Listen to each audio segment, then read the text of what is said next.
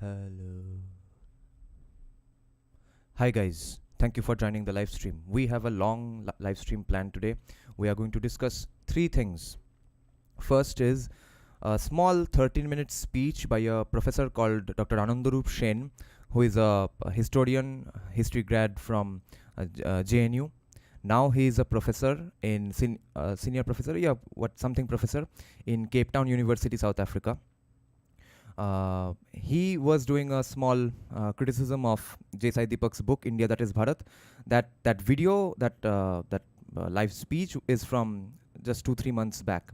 And after that, we are going to read his detailed criticism review of the book India That Is Bharat, which is a little longer. So we are going to discuss both, since we want to be fully steel manning his arguments, and we will try to learn whatever we can from his criticisms of the book, see how honest he was, or let's see how just unfairly biased he was. So everything can't be discussed in a speech, right? So we will listen to his 13-minute speech and then his review, and after that we are going to live react and analyze a speech that happened just yesterday at Nashik, moderated by Shefali Vaidya, and the speech was by the sort of a panel discussion by both lawyer Mr. Vishnu Shankar Jain and J. Sai Deepak. That's the plan for today's live stream, okay? Thank you for joining the live stream. Okay, 21 people are already watching. Thanks, guys.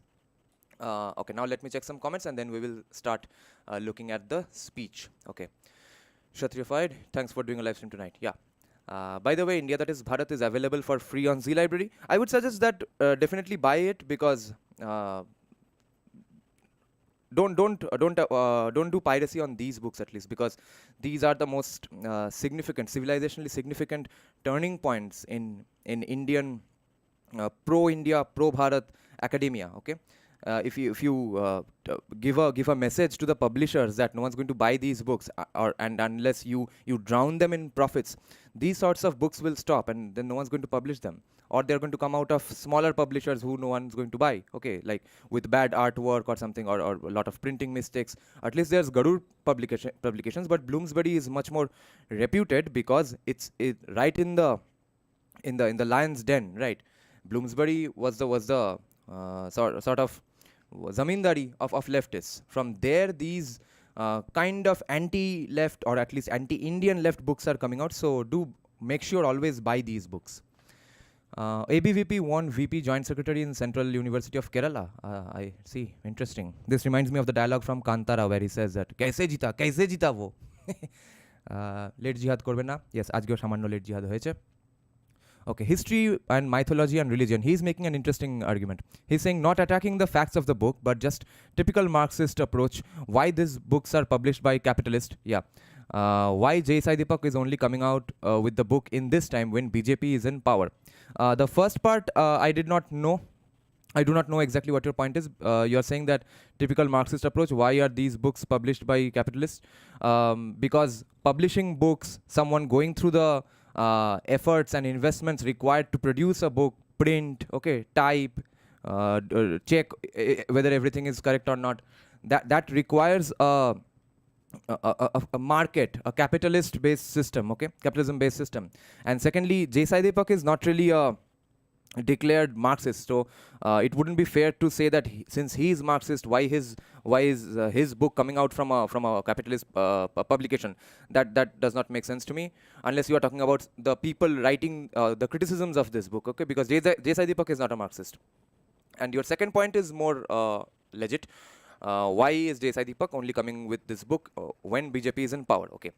For that, you will have to understand the history of India. I don't know if you're Indian, but if you know anything about Indian history and the history of Indian politics, okay, at least from the time of independence, a lot of things were basically hidden, brushed aside, conveniently ignored from Indian mainstream academia, okay. So after BJP came to power in 2014, a lot of non-Marxist, non-Western viewpoints got a sort of moral boost. It's not like BJP went around promoting them, but the people who were in those circles, writing those books, discussing those books, they sort of got a moral boost that, yeah, it's kind of our bros are in the government now. Why don't we write these books more? And why don't we discuss and talk about these books more? Why don't we hold conferences based on these sorts of topics a little more. Because the one thing they were guaranteed of is that BJP probably won't send their goons to destroy those conferences, or tear up their festoons, or downright ban those conversations or books, which would be done in a Congress regime.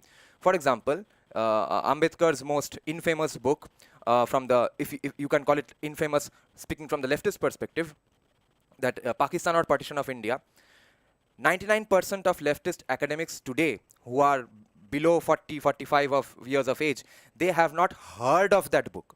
They have not read that book, okay? They don't know that that book exists. They have no fucking clue what that book says, okay? Then, the fact that Savarkar was a staunch anti-casteist person, okay?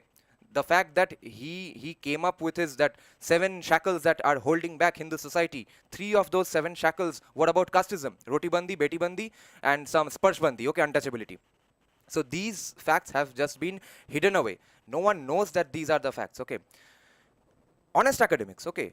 People who are leftists but really want to listen to the other viewpoint, they don't even know Ambedkar has said these things. That's because Congress was in power, or pro-Congress. The people who agree with Congress on most things just don't agree that that Congress is doing a good job. When these people were in power, these topics were hidden away from academia. So after 2014, when a certain mass of people who voted for BJP would also be automatically, and by extension, be open to these ideas, they were in the Indian mainstream all of a sudden. So for them, this market came up. As for J.Sai Deepak specifically, he decided to delve into these topics because of his interactions on Twitter mainly. He had some views. He was a lawyer already, but he did not have a humanities training, and he was not aware of these terminologies, decoloniality, etc. Before 2014, Twitter was also not there. So he starts delving into these topics. YouTube, live streams, live interactions through Google Meet, these become popular. So in one of his live interactions with some NRI students, a professor called Professor Dr. Indu Vishwanathan, she recommends him that you think of this topic called decoloniality, because what you are doing is already decoloniality action. Why don't you read up on it a little more, and then maybe you can think of writing a book. She didn't tell him to write a book, but then J.Sai Deepak decided that he's going to write a book. So how was all of this going to happen before 2014? দাদা কাল সকালে উঠে শুনবো, অনেক কাজ আছে। Nice, all the best for the refutation and fire. Thank you. Yeah, and he is the one who basically recommended this Professor Anandaroop Sen, okay, who we are going to look at. Hello. Okay, let me turn the chat into live chat now.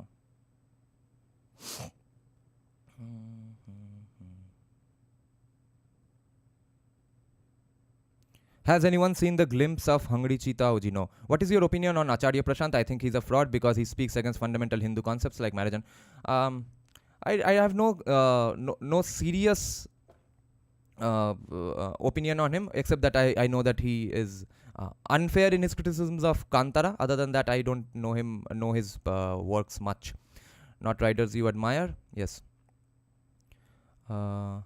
Okay. For example, I'm reminded of another point which I have said repeatedly, and I'll remind you all again. In the sociology syllabus of Presidency University, they teach the students that Ambedkar was very much against casteism, but they don't teach what were Ambedkar's views on Islam. They teach how much Savarkar was a Hindutva guy, and at the same time, they don't teach that Savarkar was so much against casteism. So this is what was going on from 1945 to 2023, 22, 21. And that is why these books were not available before, or not written before 2014. Okay. Kshatriya agreed. No wonder Dhruv loves him. Man, I barely earn 20,000 rupees to get a month, and it's too less for Korean expenses. Chalo, yeah, that's fair. Why JSD promotes Varn Ashram? Why Kushal Mehra says no individual in JSD is decoloniality? We'll discuss that a little elaborately after we have done this topic, and if we get time, because I've discussed it previously as well. But again, someday we'll keep on discussing it. Not a problem. I mean, if it is possible, I would have bought it. Yes, he doesn't even teach Upanishads correctly, like Kalpa Vedang. Okay, here to learn, because he's a practitioner who knows that there is both scope for Varna and non-Varna communities. Okay, I don't think JSD promotes birth-based Varna system. He's basically asking for decolonial lens in analyzing Varna and Jati. He doesn't touch those because it requires a serious discussion, which is really impossible in social media. Dada animal dekhecho Pratik Borade pagol hoye geche. Na ami animal dekhbo na. JSD categorically supported birth-based Varna. I think in the case of temple purohits, you have to learn he categorically supported those who continue the tradition. For specific professions, etc. Yes, Prashant is a fraud and antinatalism. Oh, acha. Yeah, he seems to me that he has all the pro-leftist veganism points. Okay, let's start this.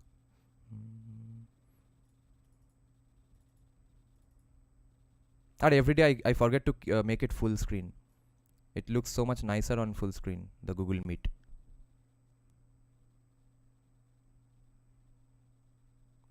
Okay, today we are not going to listen to this guy at least on 1.5x or 1.25x because he's an academic and a lot of terminologies will be very unfamiliar to some of you. So we are going to listen to him at a normal speed. Okay. Hi, a pleasure to be here, and thank you, George, particularly for pushing me into writing a small piece, which is a review of this book which has come out recently, and everybody's reading it from airports to. Okay. First, he has written this criticism or review of India, that is Bharat, only this year. Okay, I think just 3-4 months back. I think about 1 or 2 years back, I had read, or one year back, I had read another criticism review of India, that is Bharat, which was so hilarious that I did not think to rebut it. And it was not written by anyone legit, as far as I remember. And he had been debunked vociferously by other people in the comment section of that review only. Okay, he had written it in, I think, वो जो famous website है ना, Amazon का, for book reviews. There he had written that criticism. So now he's saying that it has come out recently and he has immediately did a review. That is not the case. It has come out about 2 years back. He's doing the criticism just 2-3 months back because now the book is so goddamn popular. Because it's consistently on the bestsellers list, #1 bestseller on Amazon for months and months and months and months. That's why his bosses have told him that, "Arey bhai, kuch to isko address karte hain." Because all this while, what were they doing? They were saying, "Who's Desai Deepak? We've not heard of him. What's this India that is Bharat? I've never read it." Okay, they were completely ignoring India that is Bharat. After that, they started saying Desai Deepak does not have the authority to comment on these things because he is not from sociology background or history background or political science background. Okay, this is why I say today's PhDs are mostly like the worst things you can say about Brahmins of 1,000 years back. All that is applicable for PhDs of today. Okay, because you don't have the authority to comment on it because you're not from sociology. Okay, or what you say about sociology is hilarious compared to what we say about sociology. Okay, that sort of thing goes on, and now you'll listen to the first point and you'll see why I'm saying this. But anyway, now the phase of ignoring Desai Deepak completely, ostracizing, pretending that he does not exist or this book does not exist or the popularity of the subject of decoloniality does not exist, ignoring these things is now over. Now begins the era of criticism, which is why I'm very happy, and now we are going to rebut that as well. But it is very important that they are criticizing it because up till now they were ignoring it. That was a hilarious phase. They were caught napping with it, and now they are surprised that why this is so interesting. Why is this book saying these things? अरे तुमको बेंचो 1.5 साल से कौन रोक के रखा था पढ़ने को? Back then you were saying that this is not written by a sociology guy, so I won't read it. Now they are having to read it. Okay, that is because we have bought these books with our own money and because it's been on Amazon bestsellers list. People recommending books which are very easily available at airports, that's always a bad sign, right? So listen to what he just said. If a book is popular at airports, it's usually a bad sign. I know he's joking, but he's not completely unserious about the point. Okay, this is the same thing, same kind of gatekeeping that musicians of every genre does, except pop maybe. Okay, metalheads will tell you that Bollywood sucks. Why? Because it's popular. Okay, wow. So too many people liking your music is a bad thing. Your music has to be rejected by most people. Only then it's good. What the fuck? It's done by classical musicians all the time. Pop music, rock music. It's so popular. Too many people like it. It's bad. Why don't you explain why is classical music better than rock music? Why don't you explain why is metal better than pop music? I will be able to explain why Arijit Singh's not Arijit Singh mainstream Bollywood of today is worse than metal or rock. Why is mainstream Bollywood of today worse than Bollywood of even 90s or 80s? Okay, but all that is in theory. At the end of the day, popularity of a book, popularity of any music genre is based on how many people like it, and that's absolutely fair. But one legit criticism as an academic he might make is that just because a book is popular does not mean that the book is saying everything right. But he does not make that point. He makes the point that it's available in airports, guys. So what the fuck? So it's become that popular, this J. Sai Deepak's trilogy. It's primarily an attack on Indian constitution, which was primarily an attack on Indian constitution, guys. Oh my god. Has he even read this book? J. Sai Deepak is still going on when he's in the middle of, he's probably started writing the third book. He is going on saying that I don't know if the constitution is a colonial document or not. I'm still in the middle of deciding. In the third or the fourth book, I will finally decide and conclude whether the constitution is a colonial document or is there enough elements of the nation's civilization, historical civilization or its culture in the constitution, okay? Or is it enough to protect the culture of this country? J. Sai Deepak has not made any one single claim about this book or the criticisms of this book or the points made in this book being solely about the constitution. Absolutely not. He has made some chota small criticisms of the constitution, or pointing out that, see, interesting that the Indian constitution says this particular thing, which was also said by the British constitution of 1919 or even the 1935 constitution. He just makes this point, okay? He just makes you see. He just throws some light on it. He does not say that the constitution is a disgusting document. Throw it away, guys. Chalo, abhi chalte hain Delhi. Founding document of the Indian nation state in 1947-48. Took 2-3 years under the leadership of a constituent assembly. So it's an attack, primarily an attack on that. I'm a historian of the British Empire. 100% a lie. Let's fact check this Professor Dr. Anandaroop Sen. It's not primarily an attack on the constitution. Absolutely not. It's primarily an attack on many things other than the constitution. Of law and political economy, but historian of the British Empire, interested in history. Took 2-3 years under the leadership of a constituent assembly. So it's an attack, primarily an attack on that. I am a historian of the British Empire. I'm interested in histories of law and political economy. But this is a side project. I'm quite interested in tracing right-wing histories. Yes, you are interested in that now because someone has told you that these guys are becoming too popular, so please get into some right-wing history. So he is a historian of British history and political economy and law of the British era. So interesting background. Interested in tracing right-wing histories. So when George asked me to write a small piece, a review piece on J. Sai Deepak's book, the first of the trilogy, I thought this would be an interesting way for me to open up the conversation for myself and trace perhaps at some point a longer history of the right, and not just dismiss it offhand, but to take it seriously in terms of the larger conceptual structures. So where's the guy who was saying that history, archaeology, something? So listen to this guy. Why is he saying this in 2023? Why wasn't he reading up Sitaram Goel before 2014 and saying that, you see, I'm so interested in right-wing history or pro-Hindu history, and I'm going to discuss a criticism of it, okay? Why the fuck is he getting into the conversation now in 2023, okay? This shows you that their tails are on fire. That is why. For myself, and trace perhaps at some point a longer history of the right, and not just dismiss it offhand, but to take it seriously in terms of the larger 2014 से पहले serious लेने को किसने मना किया था भाई? Conceptual structures that it inhabits and practices, because we have to admit the right has been very successful. So in the recent ऐसा है क्या?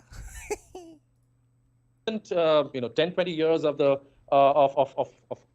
last 20 years in India, in Brazil, in America, in Israel, the rise of the right was something which caught me quite. I mean, I was quite surprised by it. And let me just. begin then with a sense of Now, experience. And I'm not mocking it just for mocking's sake. This point needs to be made. He was caught surprised because he and people like him, his colleagues, all of them, the entire academia, were so fucking arrogant that they did not acknowledge these things before 2014 or before even 2021. So you were surprised because of your own arrogance, not by any mystery. And use experience not in the way that often certain forms of this decoloniality uses it as a measure of opacity, where you can only participate if I allow you to. But let me do something else. Let me reverse it and let me talk about. Yeah. Now he is moving on from that. Yeah, you will be able to participate it only if I allow you to. Okay, that is not how it should be. There is something called public sociology, which basically what I'm doing is public sociology. Something autobiographical, but let me do something else. Let me reverse it and let me talk about something autobiographical, a form of experience of my coming to this question, which will perhaps allow you to come in with your questions to it. So when I was studying, when I was doing history, and I've been doing it for 20 years now, but when I was doing my master's, we were always studying. I was in a university called Jawaharlal Nehru University, which was set up in 50s, 60s as a center of excellence. Jawaharlal Nehru was the first Prime Minister of India, one of the modernists, key modernists in the of the Indian nation state, a very big figure. So we were at the cusp of this literary turn. So where big narratives of Marxism, big narratives of nationalism had failed politically in the 80s. And out of that failure, out of that debris, emerged academically, intellectually, this critique of universality of Marxism and universality of nationalism. So that's where subaltern studies, as one of the biggest imports of South Asian history, come about. In this statement, he is fair that in the 80s, the academics of at least the biggest universities of India concluded that, or were noticing that, wow, Marxism isn't really helping the country, guys. हमने क्या कर दिया? India का GDP growth rate तो 1% हो गया. At one point, it did reach 6-7% though. So they were noticing that, okay, we came up with some theories and it's turned out to be bullshit. And the people are still impoverished, but we had thought that Marxism was going to make India the land of El Dorado. India was actually El Dorado. But anyway, then they came up with subaltern studies. But the problem with subaltern studies was that in order for their everything that subaltern studies tried to critique or observe or analyze, all that criticism, observation and analysis was based on Marxist premises with Marxist lenses. So I don't know how did they move away from Marxism. There were, I think, only some few legit criticisms of Marxism that were made by these subaltern studies people. There is the HOD of sociology in Calcutta University, a very elderly lady.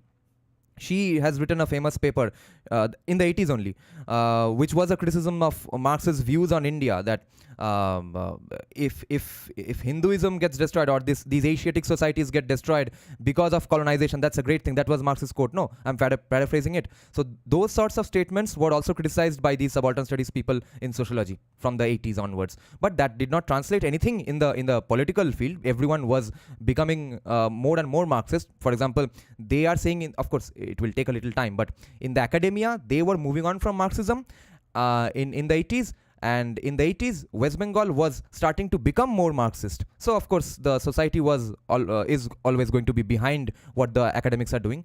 In that case, it's fair enough. But my point here is that subaltern studies did not move away from Marxism in any significant way. And they didn't find it easy within the Indian Marxist circle. So it's interesting, they actually were headhunted by Nicholas Dirks in Columbia, and most of them started teaching in American universities. It speaks to the interesting circulation of ideas, not just at the level of content. You all know who Nicholas Dirks is, right? He is one of the authors who has been cited 100 times in the book India, that is Bharat, because he points out that how casteism, the term casteism, the way we look at casteism, was entirely a colonial construct.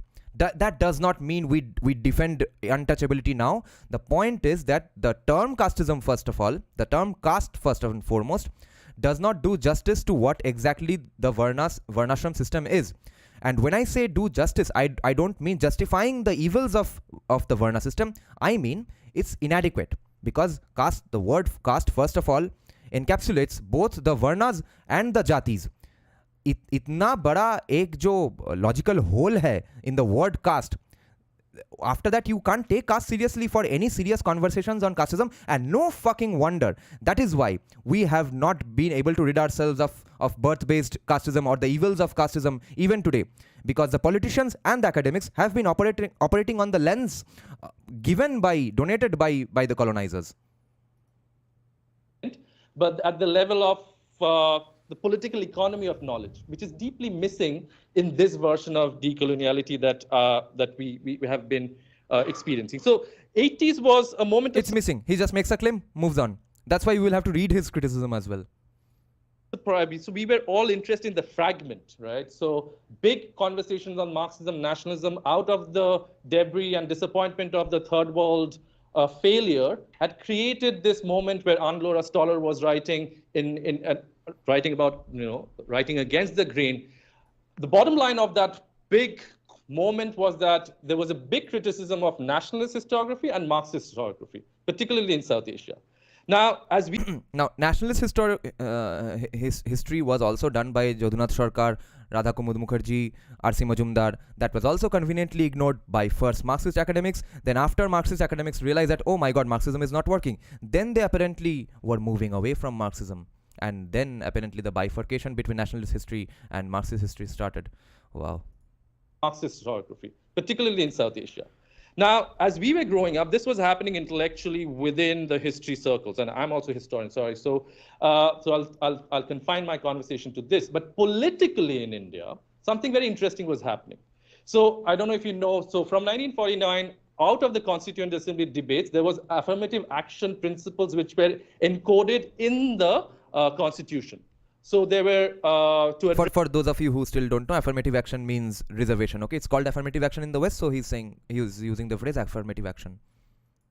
Address historical marginality in terms of caste and tribal identity. So the two big groups, scheduled castes and scheduled tribes, were given quotas. And from that scheduled caste, one guy became the evil fascist Hindutva, the prime minister. Okay, without reservation. In jobs and educational institutions. So this began from 1950s. Oh, he's not scheduled caste, he's OBC. Oh, fair enough. Now, in the 1980s, early 1990s, out of the success of the global green revolution from, funded partly by Rockefeller, so there was a class, peasant class in India, middle caste and middle class peasants, who became very voluble in Indian politics. There was a prime minister who came out of that politics. And in early 90s, there was a big push from the uncharitable political commentators would describe this class as a kulak peasantry, but it was more complex than that. But be that as it... He's being fair in his criticism, fair in his comments here, that a lot of people were too arrogant and were calling these people the kulaks. But yeah, he's going to do the same thing anyway. Not going into the details of it, by 90s, India went into this coalition politics. So the big, grand, old party of Indian politics like ANC, Indian National Congress, collapsed. And at the same time, you had the signing of GATT. And you had this fragmentation of political parties and political structures within India. So you have the and one thing to note is that yesterday, in the last live stream, I was talking about Arundhati Roy and Amartya Sen's criticism of BJP, which is that why is one party so successful and so powerful that is bad for the health of democracy? Now, I forgot the term. I called it democratic authoritarianism or something. They have coined it electoral autocracy. Okay. Now, again, remember, he's saying that it was just a fragmentation of the Indian political scene. That is not the case. When you notice that 50 parties are making one coalition to run the central government, that is a very bad sign, because it also symbolizes that the country is that much fragmented and divided. Okay, it's not a magical mystery or something that as if the nation is very united, but they are just voting for a coalition. No. That coalition is very bad because it symbolizes that the nation itself is very divided. Okay, and that is not the case today. Fragmentation within the intellectual community, arising out of the debris of a certain kind of disappointment of the third world history, and you have this political, interesting, fascinating churn in Indian politics, which was around coalition politics. So when I was growing up in 90s, He's going to make some points like not the India I grew up in. But I just want to reply to Goddank's point here. US banks are collapsing, something big happening in USA with Wall Street and other economists starting to panic. Did Ankit Shah predict it? 100 times.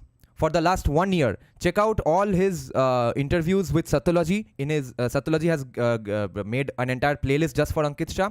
Check out all his predictions from December 2022 onwards. He has said this 100 times in all those interviews, okay, podcasts. I could never see BJP, which is the right-wing government now who has been in power for the last 9 years, who targets Indian Muslims and any form of dissent and is... Okay, we have to be fair in our criticisms. We can't just cringe and give gali, okay? So, let's fact check this guy again. So, where are the attacks on Muslims? How many can he name? Cow vigilantism again? Or one thief getting beaten up? It's 140 crore population wala country which has a GDP per capita of 2,500, which is equivalent to North African desert countries or countries sick and with civil strife. We are a country that should be compared to that those countries, but apparently we don't, because we are so good that we are always compared to USA and Europe. Fair enough, that is the standard we must maintain. But therefore, in that 140 crore population, there will always be crime. Everyone wants to kill someone or the other, wants to kill someone or the other based on something or the other. It's not like no one was getting killed because of some particular reason endorsed by the past governments, okay? It's not like crime started after BJP came to power. It's not like crimes against Hindus started after BJP came to power. It's not like crimes against Muslims came to happen after BJP came to power. What is the number of those crimes? If it is 1, 2, 5, 10 in 140 crores, how seriously should we take it? It needs to be taken seriously by the local police, local authorities. It does not symbolize or signify one single thing about the entire country or the country's politics or the country's population or the country's majority or the guy running the country. Okay, cow vigilantism, a lot of that was because a cow is a lifelong investment for a poor farmer who will be impoverished. All his savings is gone when the cow is stolen and smuggled off to Bangladesh. Which is the if we really had gun rights like the USA, cow vigilantism would decrease because no one would be able to steal so many cows. You enter the premises of a farmer, you are shot dead. That would have been better. Then we would not have any cow vigilantism incidents. And before that, let's see what he said. Churn in Indian politics, which was around coalition politics. So when I was growing up in 90s, yeah, this is the point I wanted to make. He's saying that I was so surprised. I could not have ever thought that a party like BJP would come to power. Yes, that was because of your arrogance, the arrogance of your academia, that you were caught napping. You had no fucking clue what the country thinks or wants. See BJP, which is the right-wing government now who has been in power for the last 9 right-wing. How is it right-wing? Make 5 arguments in favor of calling BJP right-wing, guys. I've had enough of this shit. How is BJP right-wing? Can any hardcore BJP supporter make the claim here that why 5 things BJP is right-wing? Make the claim. This guy can't. He's going on making one claim after the other without backing any of this up. Maybe that's not possible in a 13-minute video, but I'm sure he won't make that justification even in the review. But BJP is not right-wing.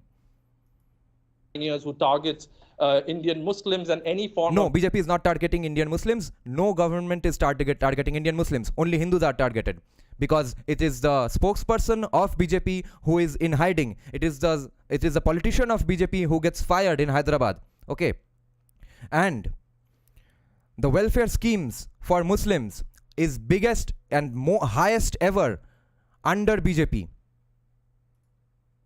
Of dissent and is very structurally and in terms of practice similar to states Rashid like Yadav, farm laws is not right wing because it was proposed by Congress in the first place. So unless Congress is also right wing, then we can say yes, BJP is right wing. It was just centrist neoliberal thing. Practice similar to states like Turkey. Okay, India is Turkey, guys. India is Turkey. We are living in a Hindu Turkey. Hindu Pakistan ka to ab claim chala gaya hai because Pakistan is an impoverished country, so they know that we won't be impoverished by like Pakistan anytime soon because of the policies of Sanjeev Sanyal and Bibek Debroy. So now we are the Hindu Turkey. In terms of practice similar to states like Turkey than 1950s India, we couldn't see that as students. Yes, because you were sleeping with arrogance. Intellectuals, I wasn't a part of the intellectual community, but the intellectuals, as students, as politicians, we were very involved in the criticism of the big Marxist projects and trying to figure out different levels of left positions within that. But in the next 20 years... Fair. He is making a fair comment about his own circle, that we were kind of in the left-wing circles, and inside the left, we were criticizing who was the least leftist among us or who was too much of a leftist among us. Which is why I was saying one day that a lot of Marxists you will see today appreciating Nehru, appreciating so many policies by Gandhi. They are reading books on Gandhi, okay? Up until Congress was power, Gandhi was too bad. We needed Che Guevara as president or prime minister. This is what caught us by surprise. You have now 2015, this holographic image, literally, not figuratively, because they were bankrolled by these two big, big two industrialists, Ambani. So one of the practices that the right started using was they had Narendra Modi's holographic image in all the rural sectors of India as a part of their campaign program. So you have this. Rakshit is making an interesting point that just because Congress proposed it doesn't mean it can't be capitalist policy. Farm laws was a right-wing policy. No, you see, neoliberalism is also further right of the rest of the leftist viewpoints. Okay, therefore, neoliberalism is right compared to them, but it's not objectively a right-wing thing. It's basically centrist. But right means a lot more things, both in terms of culture and in terms of economics. I'm not talking about true right-wing or true libertarianism, okay? Even for a little bit more right-wing things, we would have to eliminate a lot of taxes, a lot of regulations, and privatize a lot more stuff. And also ending Waqf board and handling of temples, all those sorts of things. You can argue that they are coming and it takes time. Those arguments are fair. I'm not making the claim that just because BJP is neoliberal at the moment, it will never get to right wing. No, I'm not making that claim. I'm saying it's not right wing at the moment. Emergence or the resurgence of this one majoritarian politics and one big party. So this is a surprise which we couldn't. We were critiquing the larger problems of modernity within modernity, but not realizing the fragmentation, which was very much a part of a process which in 20 years would give us something very terrifyingly different. And that's where we stand. And that's where my interest in this problem. And use the word. Why did that happen? That happened because of your arrogance. Writing this Desai Deepak's book has come from. And Desai Deepak is a lawyer who is quite an accomplished and interesting lawyer who argues for there was one big case called Sabrimala Temple case, which didn't allow the Supreme Court and the Kerala government came together and they wanted women to come in. There was an older traditional ban on women entering the temple. So Desai Deepak was employed by the temple authorities to argue for the continued ban. That's his position. And then he garners attention in the national media through his success in that. Okay, now I'll just be a little cheeky in my criticism. Look at the pause he made, okay? He was looking for a reaction and he wanted people to think, wow, these Hindus are criticizing Muslims, but they themselves prevent their women from entering the temple. So there was a dramatic, interesting pause after he said that statement. That's his position. And then he garners attention in the national, argue for the continued ban. That's his position. And then he garners attention in the national media through his success in that media. And then he starts writing something, this trilogy. And this trilogy is something very interesting to what he does. He goes to these decolonial scholars like Mignolo, where the essential strategy is that, look, we are the indigene of South Asia. And coloniality has been the way that the Marxists, the post-colonialists, the subalterns have thought about politics, have written about politics. Now is the time to recognize the true indigene, and we need to be recognized through this politics of decoloniality. It's an interesting because see, this is also interesting to him that Hindus all of a sudden recognized and decided that they are the indigenous people. Oh my god, how can this happen? So again, Aryan invasion theory, that's why it needs to be discussed forever and ever until there's a consensus in academia that Aryan invasion theory did not happen, which apparently there is in the West, but in the here there are still mainstream academics in liberal arts who go on saying that Aryan invasion theory has happened. If not, some of them are a little fairer, and they say Aryan migration theory happened, and there's no consensus on Aryan migration theory or out of India theory. Both sides have made interesting cases, which is why I'm saying that Aryan migration theory, even if it happened, there is no point bringing this up, because when did Aryan migration happen? Even by leftist academic standards, what, 1500 BC? When did it happen? At least 3,500 years back, or 4,000 years back maybe. So if we say that a race, okay, a culture who came to a land 4,000 years back is not indigenous to this land, they are akin to colonizers, okay, then there is enough justification to kick out everyone except tribals, janjatis living in forests, and a lot of whom are also descendants of people who were kings and Aryans at some point.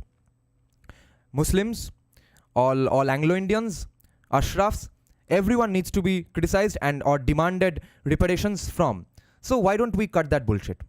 We just conclude that there is a cutoff point from when to count who is a colonizer and who isn't.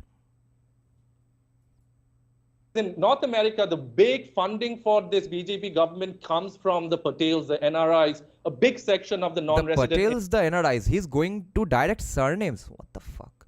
Okay, there one important point had come here.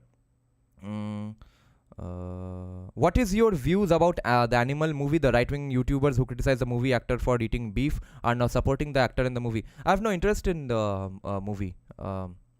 I don't watch any and every Bollywood movie unless the topic is something insanely fascinating, like Kantara, Bahubali, etc. India has been funding the Indian right through the 90s. It's interesting, there are these small now, Rajiv Malhotra, this guy who runs this foundation, where they're trying to enlist people, like enlist Fano for these kind of right-wing movements. So, and side people. What he said, these people like Rajiv Malhotra. Now, one problem with Rajiv Malhotra will be, which is one legit criticism about the book India, that is Bharat as well. I thought he would make those criticisms here. He did not. Maybe he will make those criticisms in the actual review. But I have noticed that Rajiv Malhotra's arguments, or even his, I've read some portions of the book, the first book, Breaking India.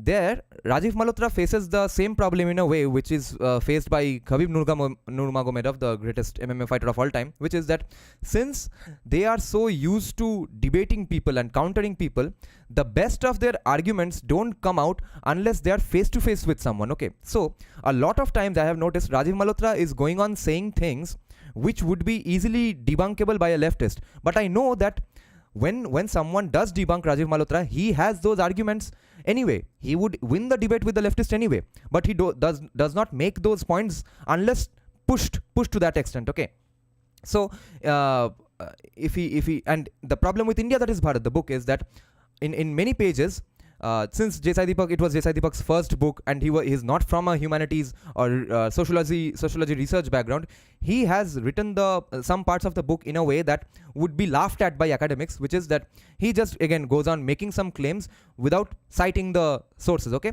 he does not cite each and every sentence while making significant or large claims. That is not how a book should be written in academia, okay, unless it is not an academic book. But India, that is Bharat, wants to be an academic book, but in some parts Desai Deepak just makes a claim, moves on, okay.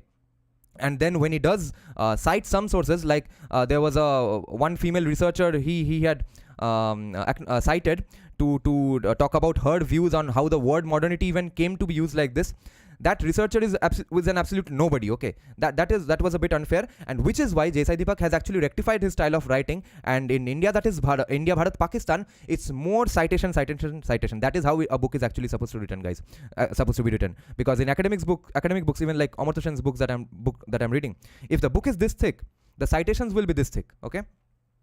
That is not how India, that is Bharat, is written. So those are the actual criticisms, that if he is a leftist, he will probably think that Rajiv Malhotra does not make good enough points, which I've noticed that if I still think, I still don't forget my leftist arguments, right? So I can notice, wow, this is what Rajiv Malhotra said. This can be debunked by saying this.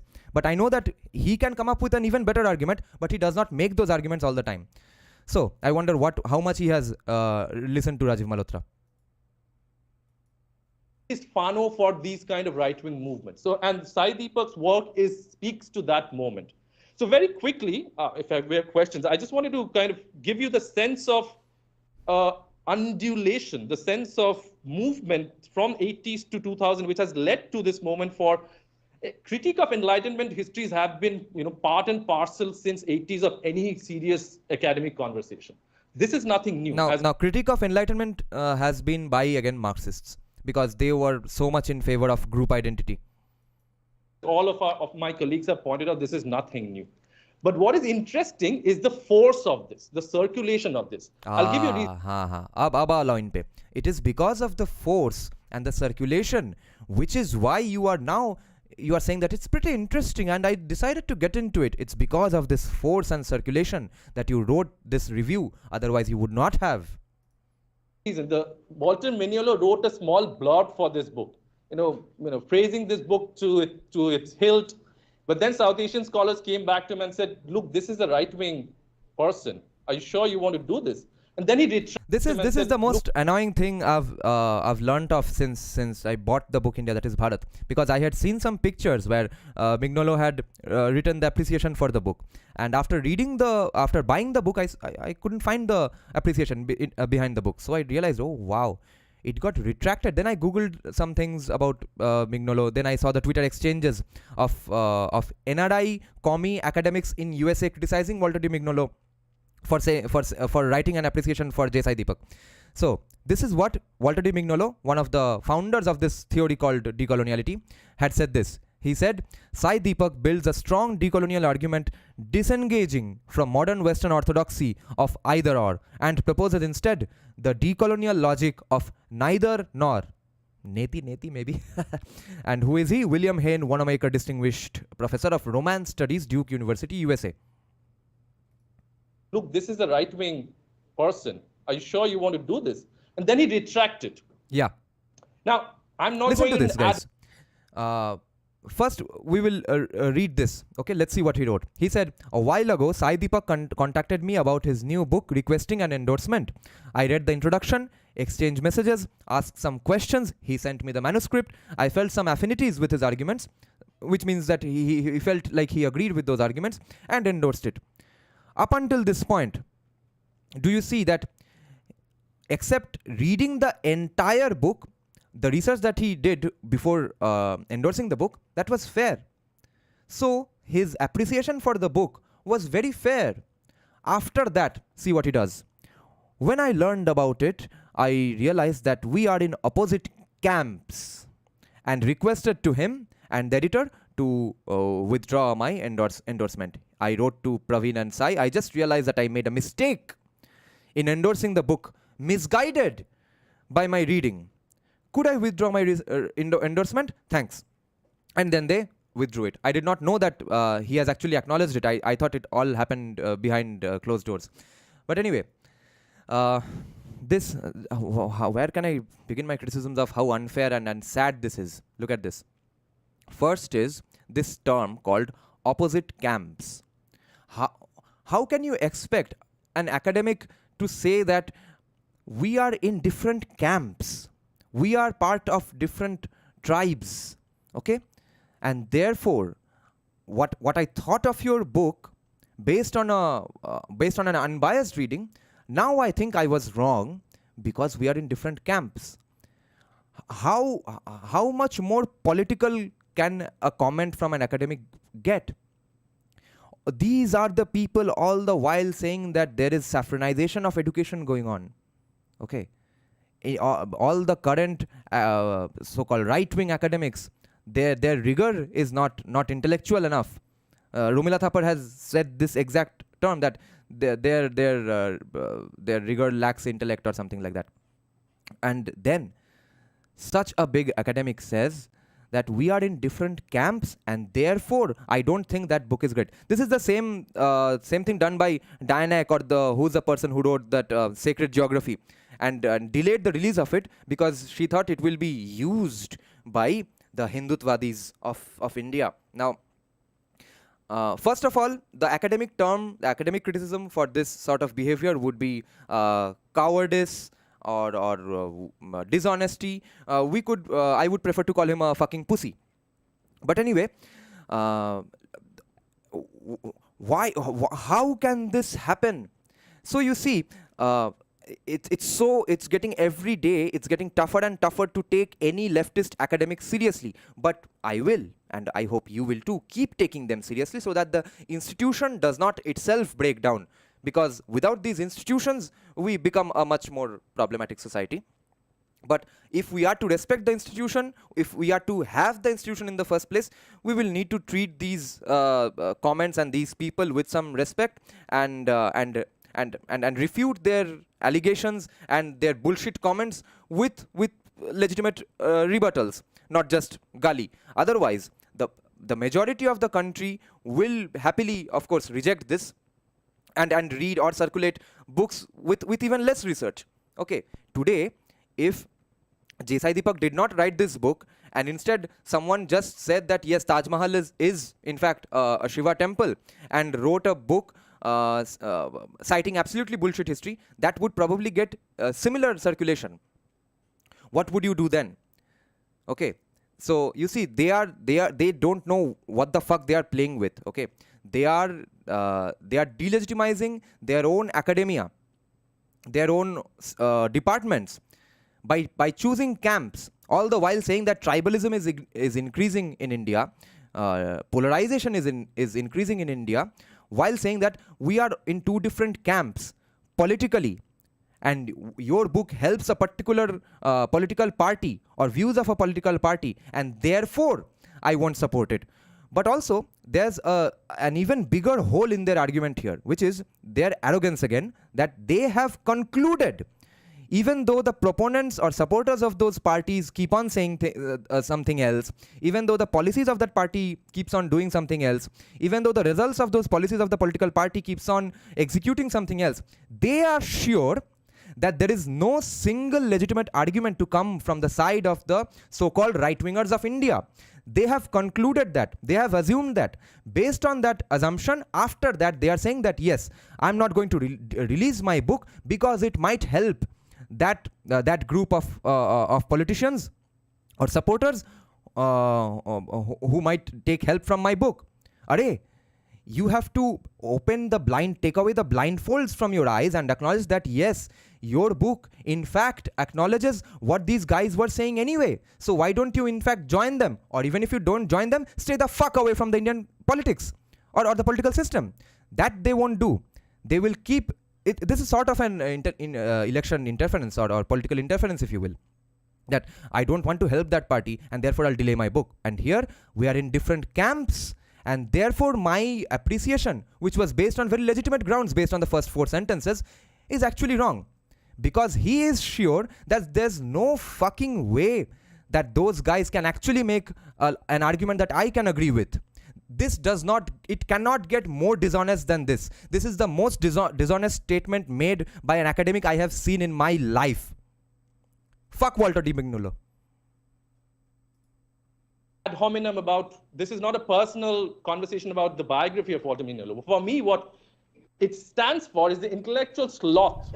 Because if it's a factory production, after a point of time, you're not really sure about what comes out of it. Because, oh, I've seen something which has, referenced me so liberally, it might be on the right side of history, or what I think is the right side of history. So very quickly, in terms of what this guy does, Sai Deepak does, he talks Okay, about... now the second half, dear Professor Mignolo, since the book has already been published, we will certainly abide by your request in the next edition. This is what Sai Deepak wrote to him.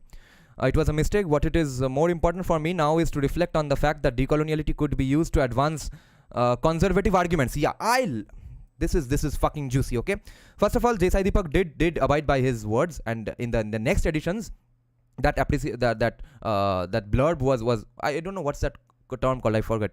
Whatever, that appreciation paragraph was taken off. It only in the first print it was there. Okay, now the last paragraph, what Mignolo is writing here, it was a mistake. It was not a mistake. What it is more important for me now is to reflect on the fact that decoloniality could be used to advance conservative arguments. So what? Why is conservative argument objectively bad? Why is conservative argument and a conservative argument implicitly bad? It is not obvious that it is bad, because conservative stems from the word to conserve. Or are you saying that we are going to talk about conserving something only after it is fucked completely or almost fucked completely? Just like Roman history, Greek architecture, okay, Latin American cultures, pre-Christian cultures, paganism, okay, Nordic paganism cultures, okay. So wait for it to get completely destroyed, Native Americans. After that, talk about conserving it. Destroy the environment completely or almost. After that, talk about conserving it. What a fucker. He talks about the understanding of Hindu as indigent. So he pushes back the entire conversation to British Empire to 1500s when the Mughals came in, which is never any... Now he is saying that Sai Deepak understands Hindus as indigents. So why don't you acknowledge that it is one view, and what you believe in, that Hindus are not indigents, that is also just one view, because in mainstream international academia, Aryan invasion theory has been debunked, and there's a consensus that invasion did not happen, migration happened, and everyone migrated everywhere. His entire academia, his entire department is based on the sole premise that yes, only Aryans came in and they did migrate, no one else came in or went out. But he is not ready to acknowledge it as just another lens to look at Indian society from. Conversation to British Empire to 1500s when the Mughals came in, which is never any self-respecting undergraduate, postgraduate student of Indian history wouldn't see it in the terms that, you know, this guy is writing. But it's very useful. Why wouldn't they? Because you all are fucking dishonest. What else is the reason for not calling Ashrafs settler colonialists? What is the definition of settler colonialists? Okay, a colonizer who comes here, loots, rapes, murders, but does not go back, stays here, wants his civilization, his religion, his family, his race to live here, prosper, and if possible, demolish the entire society, which they wanted. Or if you want to live, pay a certain tax for staying alive, which is called the jizya. This is exactly what settler colonialism is all about. But they could argue that this is not settler colonialism, because if you check settler colonialism's definition anywhere in any university's website, you will see that that term applies only and only to European white-skinned colonizers. Anyone other than that is not a settler colonizer. So apparently Hindus, the Aryans who came in as migrators, not invaders, migrants, they also had fairer skin, and white settler colonialists also had fair skin. They are therefore the only ones who can be called settler colonialists, not Muslims. Because Babur was dark skinned maybe. For the contemporary Indian politics, because it allows then the Muslim Indians, a huge, after Indonesia, one of the largest Muslim populations in the world, to be immediately castigated as complicit to this colonialism system. What the fuck is this argument? There are a lot of Muslims here, therefore we can't call them settler colonialists. What are we talking about here? This sort of academic rigor is worse than P.N. Oaks. He's saying just there are too many Muslims, so don't castigate them. What the fuck are you doing in USA then? Huh? USA में पूरा दिन बोल रहा है settler colonialism, Native American का भोसड़ा बना दिया. Okay, so there are no white people, no white settlers in USA. or should we not say that white people are settler colonialists in USA because they are too many in number? Numbers का कहाँ से बात आ गया? और यहाँ पे Pasmandas are not in fact settler colonialists. They have embraced or been forced to embrace the culture or the religion of the settler colonizer. The actual settler colonizer population is 10% of the entire Muslim community. 1500. So on one side, that's the Indic conversation. The other side is to saturate or insulate itself, rather, from internal criticism of caste and tribe, is to say that there are no distinctions. Any conversations of caste is actually a colonial construction. So using social construction is in a very... Yes, that is what it will end up always being, because caste encapsulates both the concept of varna and jati. Very clever way. So these are the two basic this use of the word caste by even Kushal Mehra, it had kept me confused to a large extent for all these days. I think recently Kushal Mehra again had a conversation about casteism with Abhijit Iyer Mitra or somebody.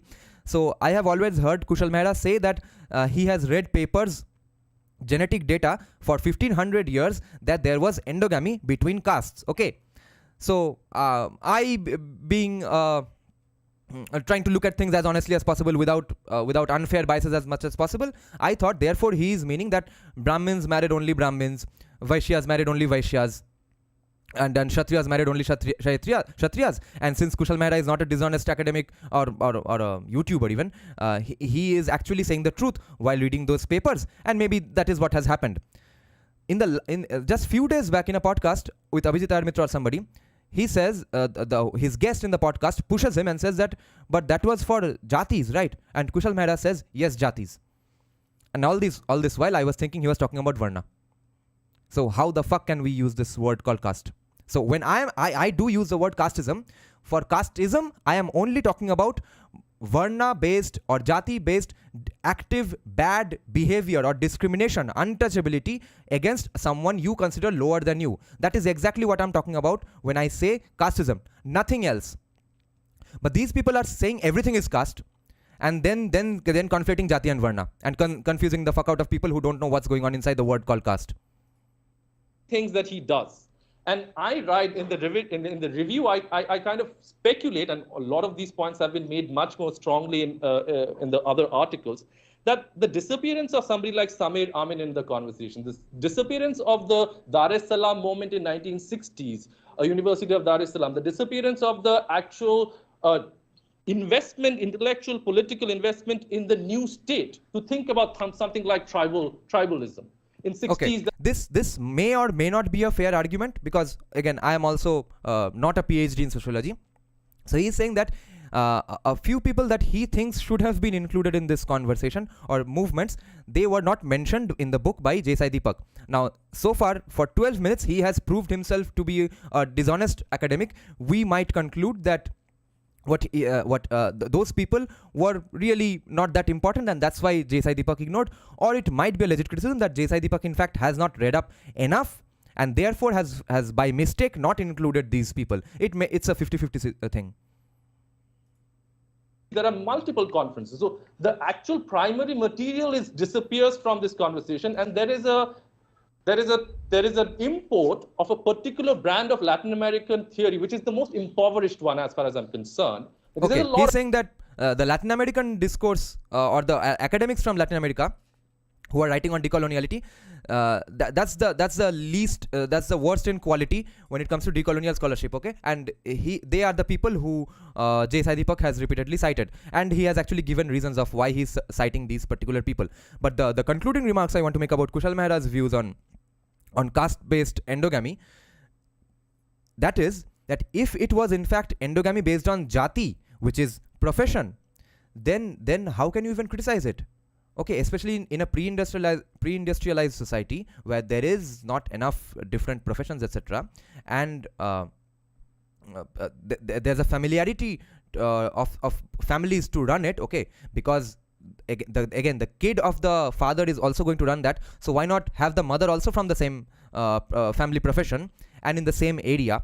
Why not do that? So I'm not saying it is doable today, or it should have been, or that there was no better option, but there is enough legitimate argument to make that why that makes sense. Okay, but what if if you are being Kushal Mehra and criticizing the Hindu casteism based on it having 1500 years of jati based endogamy, how can you ignore that exact same profession based endogamy even happens today? Which is my basis of saying that casteism or the idea of varna is inevitable anyway.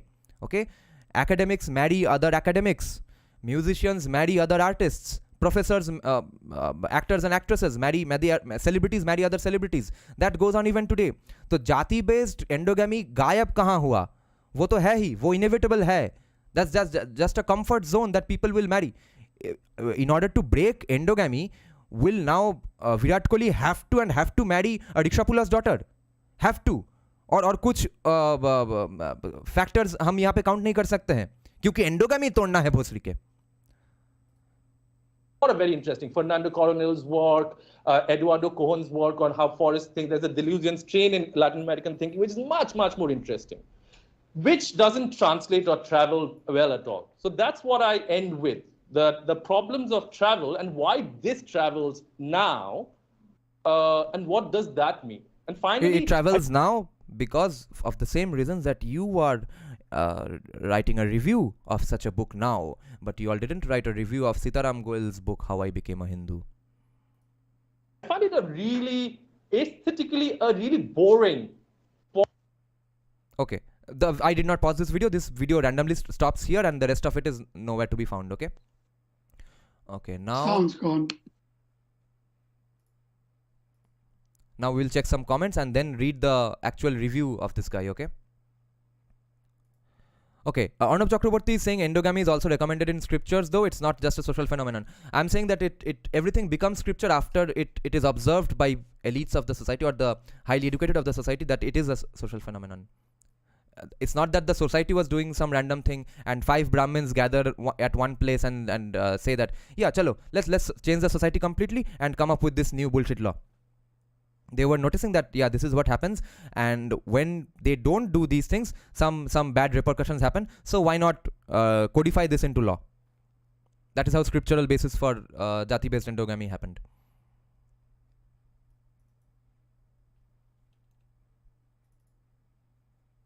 Okay, so Anandaroop Shen. J. Sai Deepak's India, that is Bharat, in 2021. He criticized it in 2023. Because of a mystery. J. Sai Deepak's India, that is Bharat, need not have run over 11 chapters. Aha, harsh criticism. The title is the thesis. There was, remains a resolute Indic civilization condensed in the denotation Bharat, attacked, marginalized and misconstrued by the colonial Christian civilizing mission through the course of British imperial rule in South Asia. This civilizational asset now needs to serve as the basis for a new constitution of independent India. J. Sai Deepak narrates the heroic tale of this beleaguered yet resilient incorruptible civilization engulfed by the colonial past in a righteous chorus of global indigeneity championed by Latin American decolonial scholars led by Walter Mignolo, who's a fucking pussy. This indigene, the quote-unquote Hindu, unblemished by concerns of caste, unencumbered by the fact that it is a majority in the Indian nation state. This ecumenical decolonial avenger can then stand proudly next to the Aymaras, Quichuas, Navajos, Haida, Maoris and claim rightful reparation from history. Oh my god. Entirely wrong, okay? Oh, I really need a sip of coffee to get into this cesspool of dishonesty. Wait.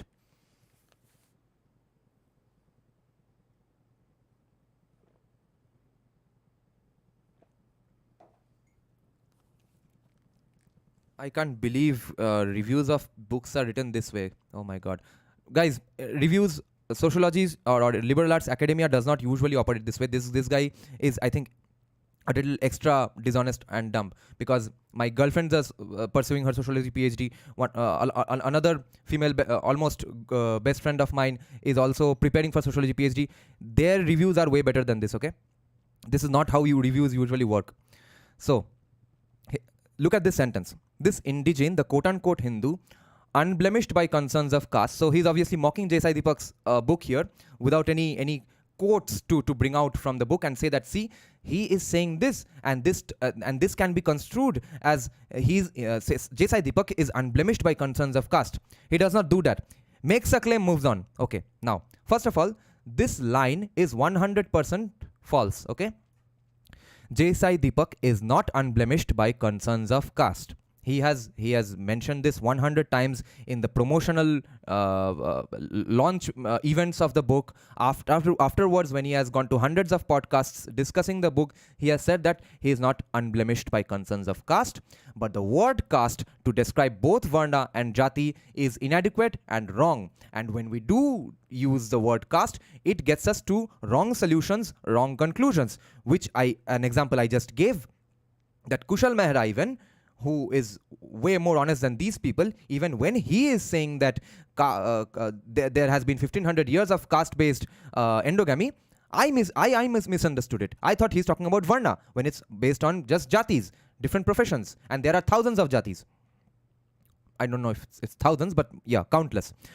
So this statement is 100% false to begin with. J.S.I. Deepak is not unblemished by concerns of caste, nor does he endorse an idea or a society who will be unblemished by concerns of caste. Next statement. Unencumbered by the fact that it is a majority in the Indian state. This is one trap that he has set for himself now. He is saying that just because the Indian Hindus are a majority in the Indian nation state, therefore, it should not be ignored that you are a majority. Why are you unencumbered by this fact that you are a majority? Now, Anandaroop Shen, I hope you're listening to this someday. When were the British the majority in India? When were the Brahmins a majority in India, Anandaroop Shen? Huh? Is oppression of any way dependent on the number of people in the country, or the small number of people who get to positions of power and use the instruments of law to oppress the larger society? Is that more significant? Which is more important? Huh? Hijacking the state power or being more in number? Fucking idiot. Then, this ecumenical decolonial avenger, he's mocking the idea of now J.S.I. Deepak or the Hindus now sort of being an avenger and seeking reparations for all the atrocities that has happened. He's saying that then he can stand proudly next to all the pre-Christian societies of the world, Aymaras, Quichuas, Navajos, Haida, Native Americans, Latin Americans, New Zealanders, Aborigines, etc., and claim rightful reparation from history. 100% wrong, because J.S.I. Deepak has said categorically that he is not looking for reparations. I, in fact, ask for reparations as a mockery. That yes, you want reservation to go on based on historical injustices. Give Hindus reparation based on because of jizya. Anyway, J.S.I. Deepak has said we are not looking for reparation because it leads to retribution. कि चलो इन लोगों ने ये Muslims ने इतने हिंदू को मारे थे, अब मुस्लिम को मार के भगा दो. अच्छा, एंग्लो इंडियंस के बाप दादाओं ने कॉलोनाइजेशन किया था, अब एंग्लो इंडियंस को भगा दो. That is not what we are looking at, not what J.S.I. Deepak has ever demanded. So, first three statements in his review is 100% false. If we are to believe Deepak, all previous critiques of colonial history penned in the 75 years since Indian independence have been prisoners of a colonial consciousness, bereft of any ability to recognize the essence of this Indic civilization. Yes, Deepak's messianic intervention commands a purge. Cleanse your consciousness. Yes, this is basically J.S.I. Deepak's argument. Fair enough. The book has 3 sections. The first deals with the literature on decolonization. Mignolo, Anibal Quijano, Ramon Grosfoguel, and Enrique Dussel, the expected cast, feature heavily. Deepak finds allies and alibis in this academic milieu, a journey of recent discovery, he admits. With vigor, he starts hitching the decolonial wagon to the Hindutva juggernaut. Hindutva juggernaut ke saath kahe attach kiya? Because, remember, their argument is that you can associate with decoloniality only if you don't have a juggernaut. Okay? अगर तुम्हारा culture मर गया है, तुम्हारा religion मर गया है, only then you can associate with decoloniality. If you have survived, no brownie points for you. Okay, this is the idea with Abrahamic sympathy, that if you do good in life, okay, that probably happened because of your parents, but if you are failing in life, that did not happen because of your parents or because of you. That happened because of society, capitalism, etc., or patriarchy, or maybe yes, your parents were toxic and abusive. That's why you failed. But if you succeed, you are going to be heavily criticized, which is the same idea that Virat Kohli was saying in his Breakfast with Champions episode with Gaurav Kapoor, that people who are unfit are when a catch comes up, okay, people who are running slow and then diving, commentators are saying that, wow, what a great attempt. But whereas someone else who has prepared so much that he has been able to reach the ball even faster, he's getting that catch easily. No one is saying that what a great attempt. अरे भाई, उस great attempt के पीछे 2 साल का मेहनत गया है. Again, the same idea with people losing weight, okay, transforming their bodies, and that losing weight and transforming of bodies is very appreciable. I will 100% say this.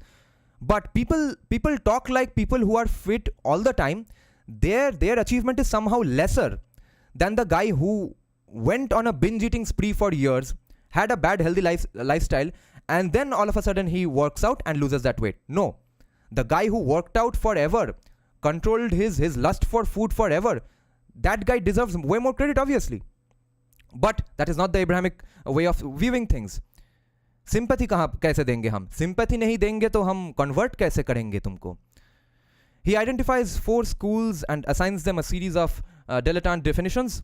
The modernists, the postmodernists, postcolonials, which include subaltern studies primarily, one suspects. However, apart from a throwaway reference to Gayatri Spivak, no actual members of the subaltern studies find a mention. Yeah, so this may or may not be a fair criticism, that why didn't you talk more about post-colonial studies people? Yeah, interesting. Then the book would be little more thicker. These 3 are irredeemably steeped in guilt of coloniality. The 4th, the decolonial scholars alone, quote-unquote, dissect its colonialism's foundations and seeks to unshackle indigeneity from the universal fictions of coloniality. J. Deepak has said this himself in the book. Based on this venerable ally, Deepak ventures intrepidly to change the very nature of critique in South Asia. What he dubs is the ontological, epistemological, theological complex, or OET. If the reader is wondering what this is, it is everything, as messiahs are wont to. Okay, so he is mocking J. Deepak for behaving like a messiah, which is not a fair criticism according to me. But he himself, his entire academia, in fact, wants to become the messiah, because they are saying, unless you are completely destroyed, you don't have a seat at the table. It does not matter if you are facing any oppression today or not. It does not matter if you paid jizya in the past or not. It does not matter if there is Waqf board today or not. Okay? Because I'm the Messiah and I decide who gets my blessings. If the reader legacies of if the reader is wondering what this is, it is everything. As messiahs are wont to, Deepak promises a theory of everything, explaining the ills, omens, and legacies of colonialism in South Asia. However, there is a prerequisite, a suspension of disbelief required here. Interesting, let's see. The reader must enter a world of as if none of the robust historiography and historians of South Asia and their critique of the colonial ever existed. Are Gandu. See, J. Deepak has already criticized the Marxist or post-colonial schools. Okay, post-colonialism, which is based on Marx's lenses of viewing the Indian society. He says that yes, J. Deepak has criticized those. After that, he is making the argument that, see, J. Deepak conveniently ignores all the criticisms of colonialism by historians. अरे तो जैसा दीपक ने तो पहले ही बोल दिया है कि post-colonialist historians and Marxist historians are wrong to begin with. At least that is his argument in the book, and why that is wrong, that is what the rest of the book is about. But he has made the point that why I am ignoring those historians. But he himself acknowledges that J. Deepak is saying that post-colonialists and Marxists are not to be taken seriously here. After that, he is saying, why is J. Deepak not taking seriously the post-colonialist historians? ये क्या ऐसा argument है? As if none of the robust historiography and historians of South Asia and their critique of the colonial ever existed. Yes, they existed, based on Marxist history, based on Marxist reading of Indian society. Like even Douglas Murray was saying, no, we had reacted to the Douglas Murray interview with Lex Friedman, that what did these post-colonial studies people do? They said that everything done by the colonialists were bad. But after that, what are we going to teach them? We are going to teach them books and theories written by men, white men of just 5 countries. And that is very, very anti-colonial. Critique of the colonial ever existed, or if they did or do, they merely waft around as distant apparitions barely visible in the decolonial light. Unfair criticism, absolutely false. He does not ignore those post-colonialist or Marxist historians because they are apparently distant apparitions. He ignores them or does not acknowledge them fully in the book because he begins his book by saying why they were wrong. And this is not a pedantic complaint of a historian, weak historiography, but a key element in reading Deepak's critique. Why does this critique of Enlightenment rationality, a relatively well-established genre to say the least, arrive at this time and in this form in India? क्योंकि गांडू तुमने सीताराम गोयल नहीं पढ़ा है. In other words, what is the condition of possibility of India, that is Bharat, appearing in reasonable and publishable as a potential and as a potentially profitable enterprise by Bloomsbury? I will address this question throughout this essay. Okay, this will be interesting. The book's second part descends from the rarefied atmosphere of decolonial thought, though never far from it, as strategic references to Nelson Maldonado Torres testify to find another set of allies. Ghent-based academics of S.N. Balagangadhara and his student Jacob de Roover, known for a tendentious critique of Christianity's false universalism in the modern world, become Deepak's key interlocutors. Yes, मैं English भूल जाऊंगा. There are also extensive references from Konrad Elst, another Belgian-Flemish author notorious for his Islamophobia. So Hinduphobia is fine, Islamophobia is not fine. Anyway, that's also common. Among his publications are Decolonizing the Hindu Mind, Ideological Development of Hindu Revivalism in 2005, and Why I Killed the Mahatma, Uncovering Godse's Defense. Now, Konrad Elst is notorious for his Islamophobia, even though Konrad Elst is speaking about the genocidal tendencies of specific Islamic invaders.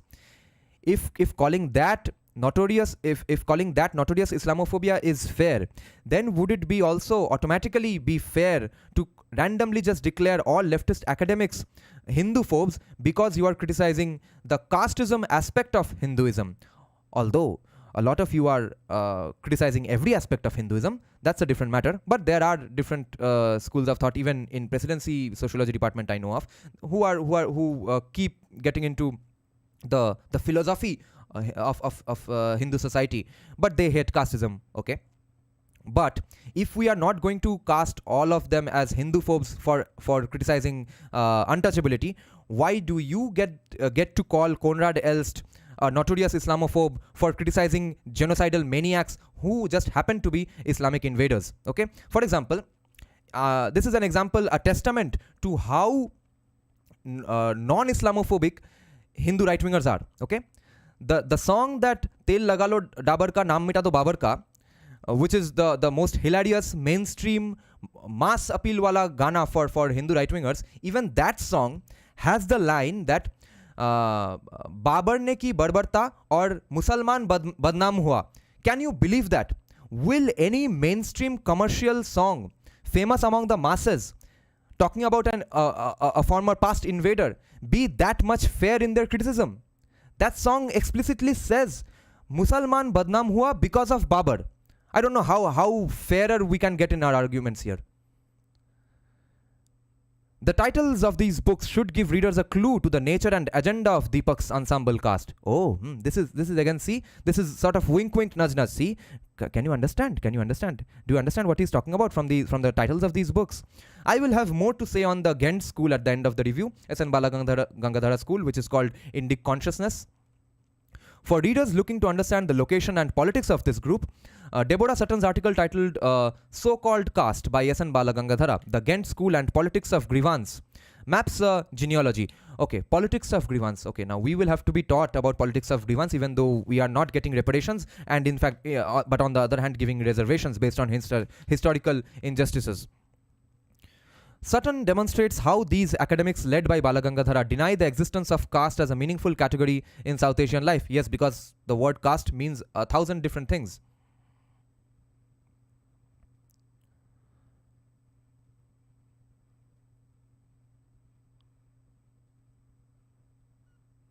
Sutton demonstrates how these academics led by Balagangadhara deny the existence of caste as a meaningful category in South Asian life. A crucial maneuver, okay, to insulate Hindutva politics from internal and external critique. First of all, again, how can I thought, oh my god, 98% of everything he says is 100% false. Look at this line. He's saying people like S.N. Balagangadhara are maneuvering away from the concept of casteism or the evils of casteism in order to insulate Hindutva politics from internal and external critique. This is wrong, first and foremost, because the proponents of Hindutva, like Savarkar, the party that most claims to follow Hindutva, BJP, are against casteism. There is internal reservation for specific seats in specific lower caste areas, quote unquote lower caste areas, where BJP does not give candidates just because they are waiting for a lower caste candidate to turn up. Okay. Anyway, now if we make a live stream entirely about how Hindutva is against casteism, we will have a 2-hour, 3-hour long live stream. But again, thankfully, we all know what is the gigantic history of BJP and RSS being against casteism. He is 100% clueless about that particular fact. So he concludes that S.N. Balagangadhara is trying to defend Hindutva by defending casteism, okay, whereas Hindutva itself is 100% against casteism. Second of all, S.N. Balagangadhara does not even make that point. His point is that don't use the word caste for describing these particular things. The word is just very misleading. Drawing heavily on the Ghent school, Deepak takes two of the intimate enemies of the Indic to trial: the history of Islamic presence in South Asia, which is supposed to be called settler colonialism, castigating Islam as foreign and Hindutva as Indic, and the caste system. Islam is foreign anyway. In a clever, if disingenuous move, oh my god, now we are going to learn about disingenuity from this guy. The dates of colonialism in South Asia are pushed back to the 15th and 16th century. Yes, अब उसके गांड जली है. क्यों? काहे colonialism सिर्फ British तक को क्यों नहीं रखा और पीछे काहे हटा दिया? Whereas these people have been saying that colonialism happened when the Aryans came in 3,500 years back. Now he is criticizing J.S. Deepak for saying that no, colonialism happened 800 years back, not 200 years back. Decide who is the colonizer. This synchronization with the 15th century Columbian expeditions in Latin America is essential. Deepak can then paint the Mughal Empire in South as a form of colonialism, what he for some reason calls Middle Eastern colonialism. For some reason, if he is just going to be a crass, dishonest academic, chalo, gloves are off. I'm done being honest with this guy. Okay, again, everything in this sentence is wrong or dishonest. He's saying J.S. Deepak has equated Muslim settler colonialism with Columbus's expeditions in USA. And he is saying that is not fair. Why is that not fair? In 1492, Columbus went to North America. And in 1492, not just in 1492, but in 1492 as well, many Muslim invaders were coming here or were beginning to settle here or were going on with their settler colonialism. Why shouldn't we bring in 1492 in the question, okay? Why shouldn't we equate it with 1492? Why should we just stick to 1757? Whereas you, all the leftist academics, are calling everything that happened from 1492 in USA colonialism, but Indians are supposed to call colonialism only when it started in 1757. तो 1492 से 1757 तक ये कैसा magic हो गया जबकि colonization हम ignore कर सकते हैं इंडिया में? No. If 1492 in USA was colonization, 1757 was also colonization, 800 AD was also colonization, 1492 AD in India was also colonization. Secondly, he's saying what he for some reason calls Middle Eastern colonialism. Why shouldn't he call it Middle Eastern colonialism? And as an academic, why is he mocking it? Shouldn't anyone come up with new terms? Will it be considered a legit term only when, again, American PhDs or South American PhDs call it Middle Eastern colonialism? It is called Middle Eastern colonialism because the colonialism they were pursuing, which is their religion, that religion was born in the Middle East. It would be fair to call it West Asian colonialism, but anyway, Middle Eastern colonialism because it happened there. It was born there, okay? So let's not be fucking dumb about this. The one threatening the Indic before the emergence of the British colonial, okay, the Middle Eastern colonialism, one that needs to be recognized along with the British variant. Yes, it needs to be. just because they are many in number apparently, therefore we can't ignore it, okay? And in fact, they are not even many in number. Can we really be sure? Are there more Ashrafs in India or less Ashrafs in India than white people in USA? Can anyone come up with a number? Then we will realize, even if his fake dishonest criticism that we can't call Muslims or Ashrafs settler colonialists just because they are a lot many in number. Are they even lesser, even more in number than white people in USA? Okay, that question needs to be answered first. Okay, next. A connected move here is to claim that each indigenous community or culture has the right to decide when colonialism started. Yes, and based on history, not made up history.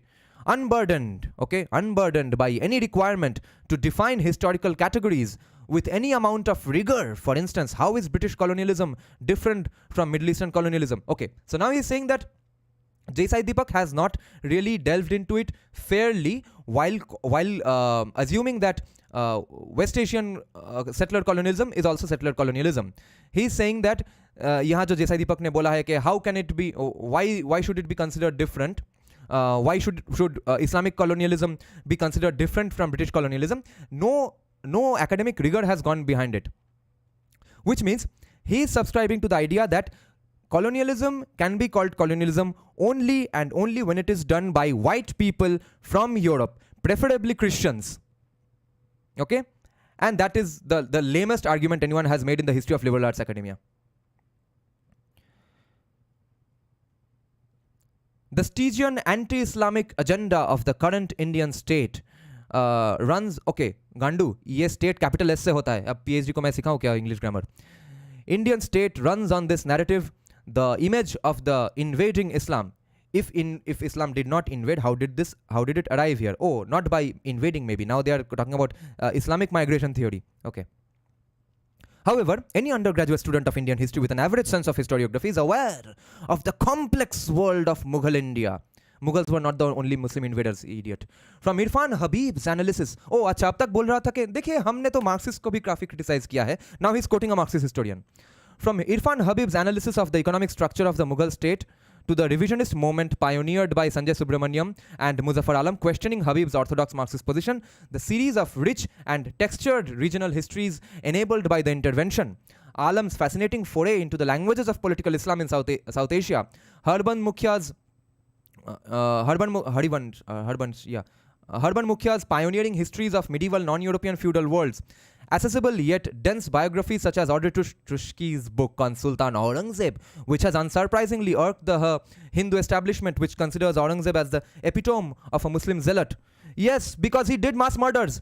There is a vast body of work that takes the multifaceted nature of the Mughal Imperium seriously, one where many of the Hindu local rulers worked as critical figures of rule, generating a pragmatic syncretism pushed by Mughal sultans, without reducing this period into quote-unquote Middle Eastern colonialism. अच्छा, पूरा premise ही शुरू से घटिया है. रुको.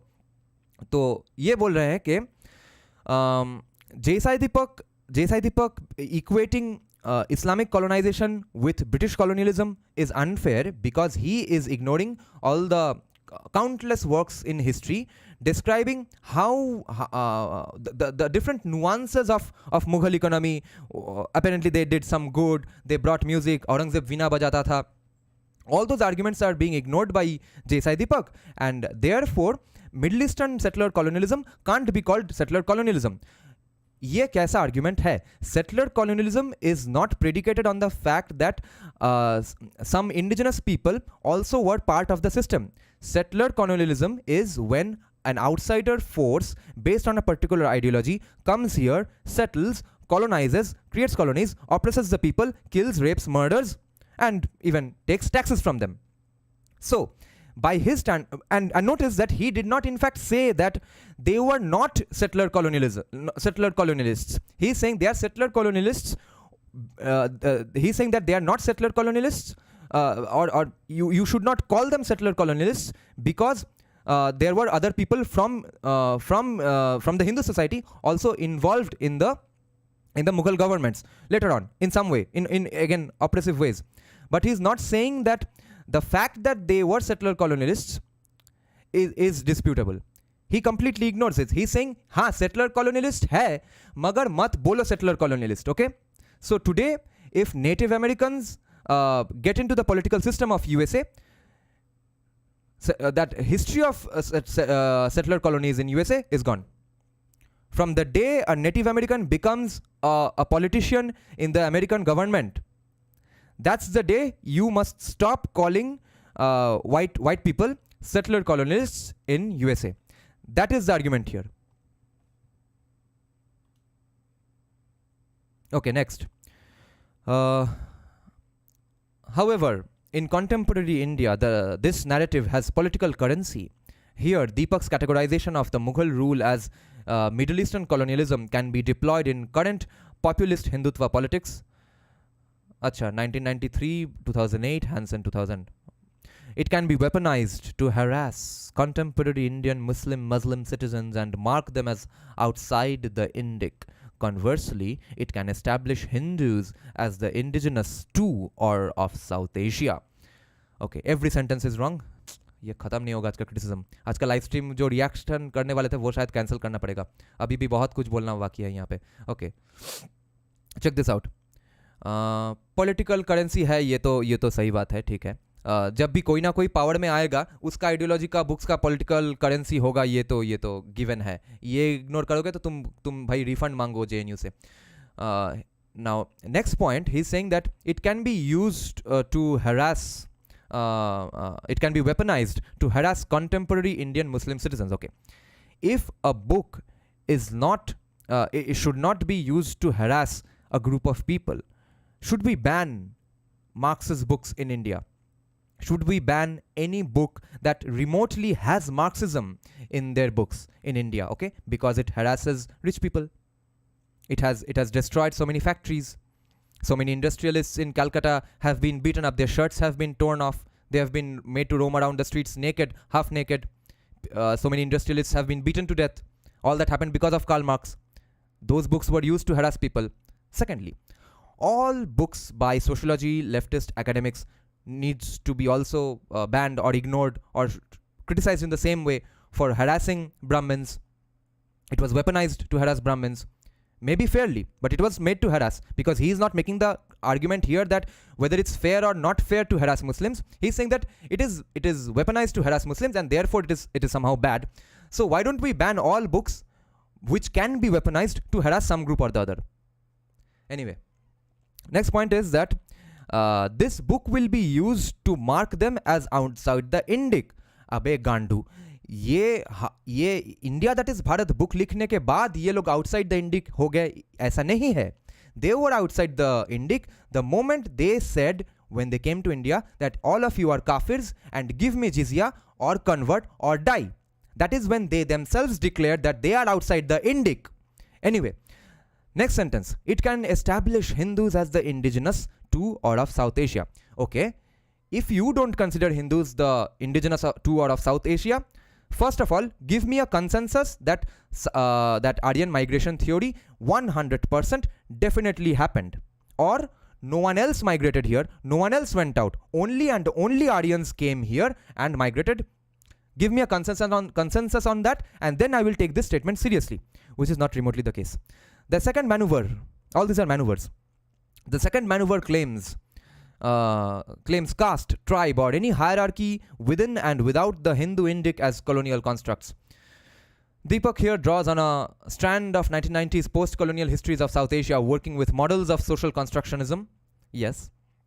It wouldn't be remiss here to note the historical context for the emergence of post-colonial studies. In some ways, it was a reaction to the detritus of the Bandung Third World idea 30 years after its promise of decolonization had gone sour. Okay, now he's saying, see, even if J. Sai Deepak has now quoted legit people while making the case of ignoring caste, the word caste, you should not take it seriously, because you see they were a reaction to how the decolonization project had failed. So you see that is why they came up with these ideas. So isko zyada seriously mat lo bhai log.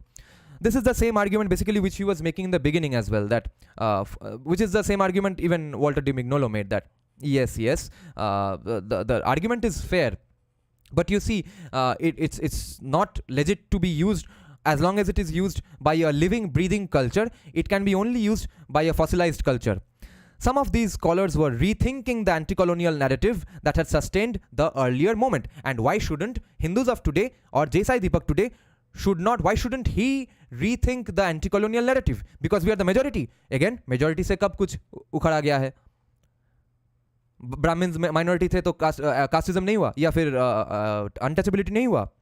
Thus, national customs, traditions, etc. became sites of critical attention. These ostensible traditional categories were demonstrated to have their provenance in colonial categories of rule.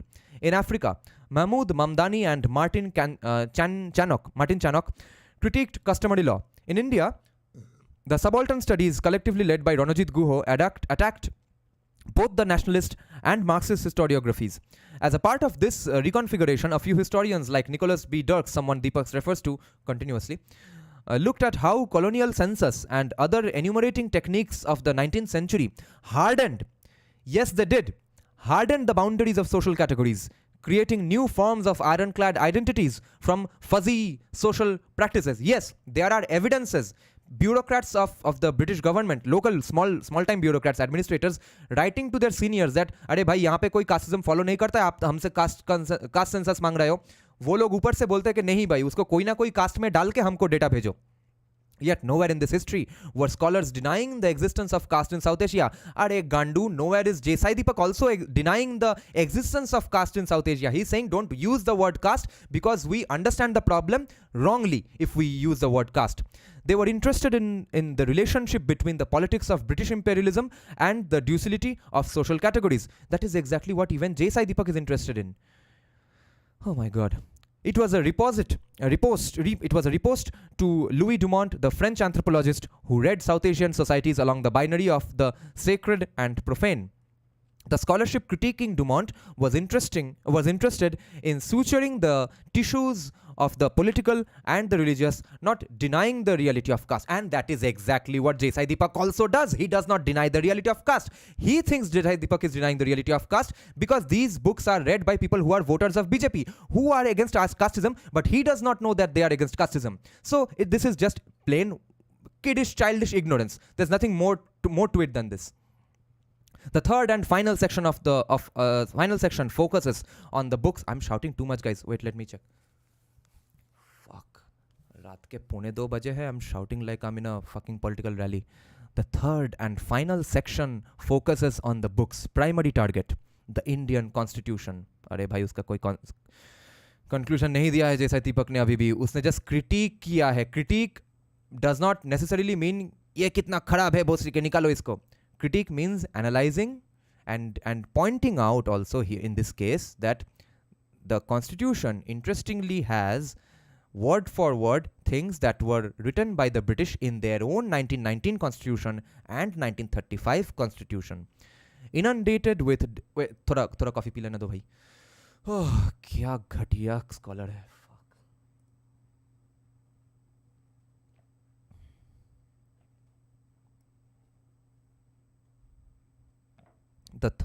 Inundated with disaggregated excerpts from the government acts from the late colonial era, long droll quotes from the Bishop of Oxford that read like they have been dumped by a sluggish polemist rather than a sifting historian. This section seeks to draw a straight line. Okay, ये sentence थोड़ा बड़ा है तो पहले ये जगह का देख लेते हैं कि वो बोल रहा है कि when J. Deepak quotes the Bishop of Oxford to point out or make the case that what he in fact is claiming about coloniality is true, he's saying that is not legitimate because ऐसे तो ये तो sluggish polemicist हो गया. Okay, now polemicist का exact definition तुमको हम जरा दिखा देते हैं. Polemics क्या है?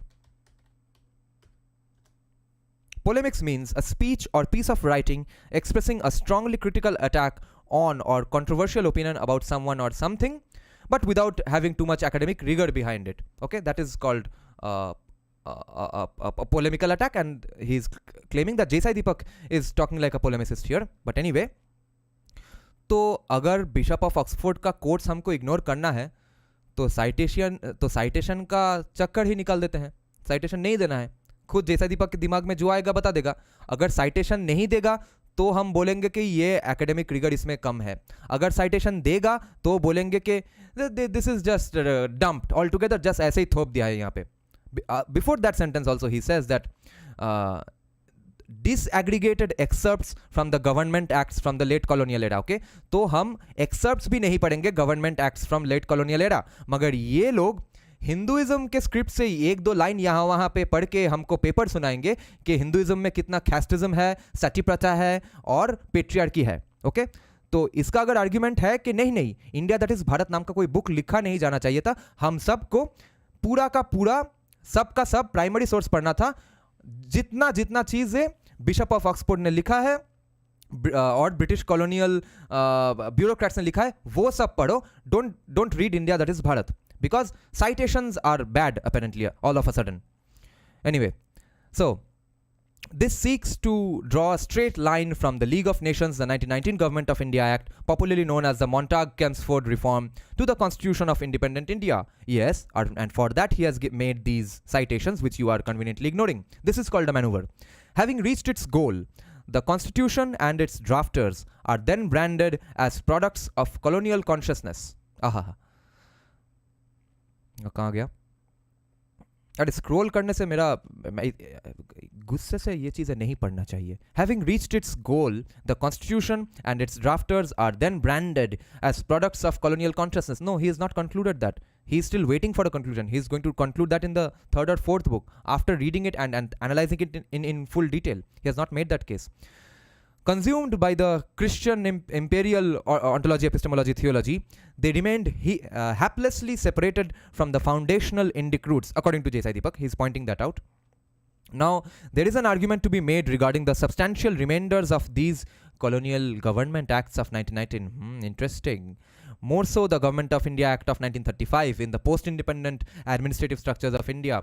The Indian Penal Code established by the colonial government in 1861 has maintained its historical core in post-colonial India, including the sedition laws which the current government uses liberally to silence its opposition. Okay, तो एक थोड़ा honesty क्या दिखा दिया कि हाँ देखो, you see it's kind of a legitimate argument to make that there are elements of those past constitutions. In the end, he again ends with a dishonest statement. When he was a student in India, when he was a kid in India, जबकि बोल रहा था कि we could not have ever thought that a party like BJP will come to power, that time no one was using these laws apparently. Okay, Congress has never used sedition laws.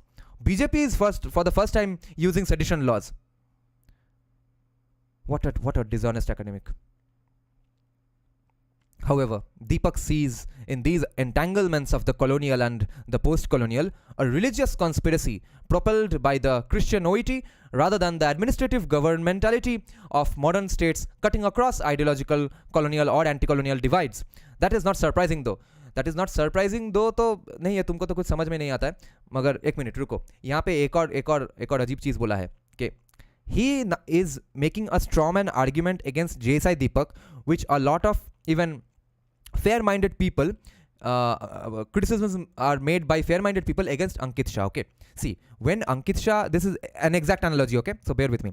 When Ankit Shah is saying that, you see, the world is in favor of de-dollarization and therefore de-radicalization and therefore these things will happen, he does not mean that Modi is having secret meetings with the government powers of every country and deciding step by step, one by one, chalo ye ab karte hain. No, Ankit Shah is making the case that this is the framework of thinking based on which all of these people will come to these conclusions, and therefore de-dollarization will happen and therefore de-radicalization will happen, which is the same thing argued by J.S.I. Deepak. Now this dumbass misses it.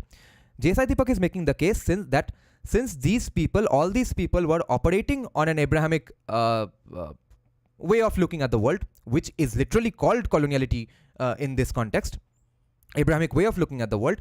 Because of that, they have accepted these ideas mentioned in the 1919 Constitution, UN Charter, 1935 Constitution, and therefore they have pursued these even after independence, or even when the British were there, they were doing the same things that was done in 1492. this is not because of some sinister backdoor meeting, okay, which he's accusing Desai Deepak of saying. That is not what happened. Desai Deepak is saying that these were bound to happen because of their Abrahamic worldview. But he misses it. So, a journalism college dropout is going to debunk this fellow. Hilarious. This is what liberal arts academia has come down to. This is what we fund these guys for. I'm saying, the way reservation arguments go, the way we fund people, I think musicians of metalhead musicians of Bollywood really need reservation now. The Hindu rights gripe with the constitution is long-standing. Yes, no one can have a gripe with the constitution, okay? Only when you criticize the sedition laws, that's when the gripe is justified. Baki sabka gripe is unjustified. As long as it can activate the punitive elements of the administrative structure of the constitution. So, look, exactly what I said. He's saying Hindu right has a gripe with the constitution. Next sentence he says, see, I have so many gripes with the Indian constitution. Ajeeb aadmi hai.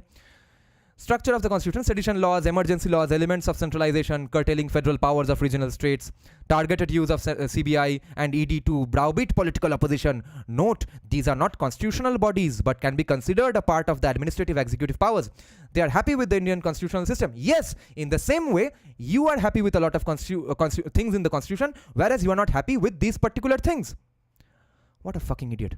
Anyway, Enforcement Directorate and CBI, okay?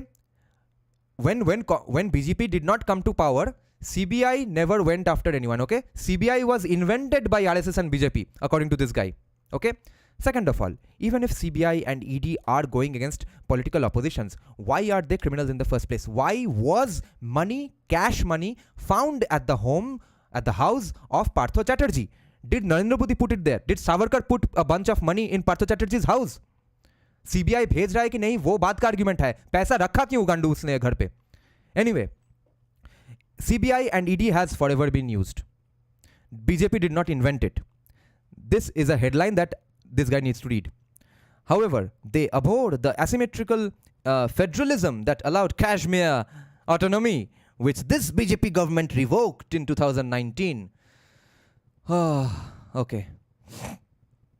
Now, we are going to get into Kashmir territory. This is going to be hilarious. However, they abhor the asymmetrical federalism. Acha. So, BJP hates asymmetrical federalism that allowed Kashmir autonomy. So, before the bracket started, I was thinking, अच्छा asymmetrical federalism पर कहाँ attack हो रहा है? Federalism कैसे खराब हो गया या फिर under attack है? किसको पसंद नहीं है asymmetrical federalism? Without asymmetrical federalism, why are so many non-BJP parties coming to power who are vociferously opposed to BJP? In the bracket, he clarifies, he's saying they hate the asymmetrical federalism which specifically helps Kashmir to remain in autonomy, okay? So you see, he is again clueless on Indian history, Kashmir history, terrorism. Of course, that's Islamophobic. So anyway, which this BJP government revoked in 2019, anchored in minority safeguards and the commitment to notional secularism. Bracket mein diya hai notional. So, how does one build an authoritarian, populist, majoritarian state through or despite this constitution? by bringing up electoral autocracy. This is a critical problem for the Indian right, and it is here that Deepak's book becomes most useful. The first step to dismantling the secular elements of the constitution is recasting its framers as prisoners of colonial consciousness. Actually, no. In order to dismantle the secular elements of the constitution, we will just have to critique what in fact is the definition of secularism.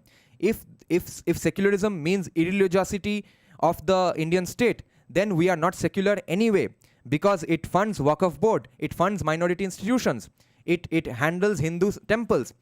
And if not, if the state is not, if the state is secular even by doing religious things, what was it before the word secular was added in the constitution? Was it a Hindu Rashtra before 76 or when it came into the constitution? So his arguments are filled with childish holes.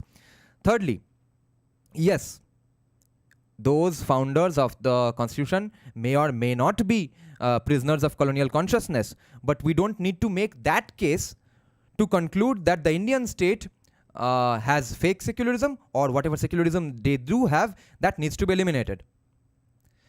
The second is to unfurl a politics of hurt and resentment The indigenous Hindu culture under threat, goes the call. At every juncture, the constitution impedes punitive majoritarianism. Yes. Hurt and resentment. अच्छा अच्छा, अब इनका problem है किससे कि hurt and resentment. तो hurt and resentment अगर important नहीं है तो रिजर्वेशन बंद कर देते हैं कल से. हो गया. There is a disarming honesty about this. In 2018, the Supreme Court of India decreed the prohibition of entry of women of menstruating age inside the Sabrimala temple premises in the state of Kerala as unconstitutional. A huge backlash led by BJP followed the court order. Deepak was one of the lawyers who argued for the rights of the deity, supporting the religious practices of Sabrimala Ayappa temple. Deepak basks in the quiet glow of his role in the Sabrimala affair.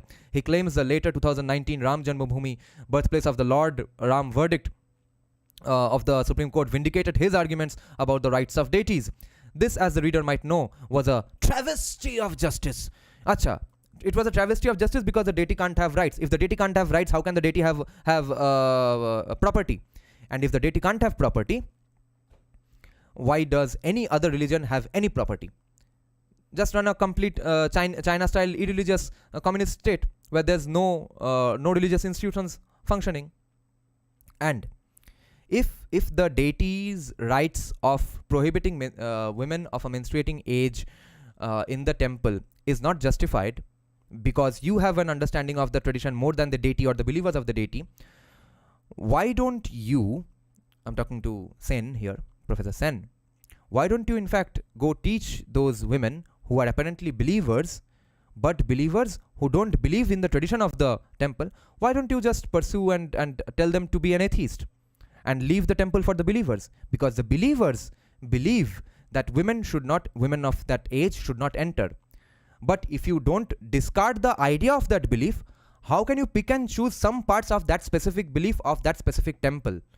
This has been a lifelong hilarious argument since when this argument came about. I was a staunch anti-Hindu libertarian back then, and even then I had written a blog post which I have now deleted because I feared I would be ostracized by my leftist friends in the metal scene.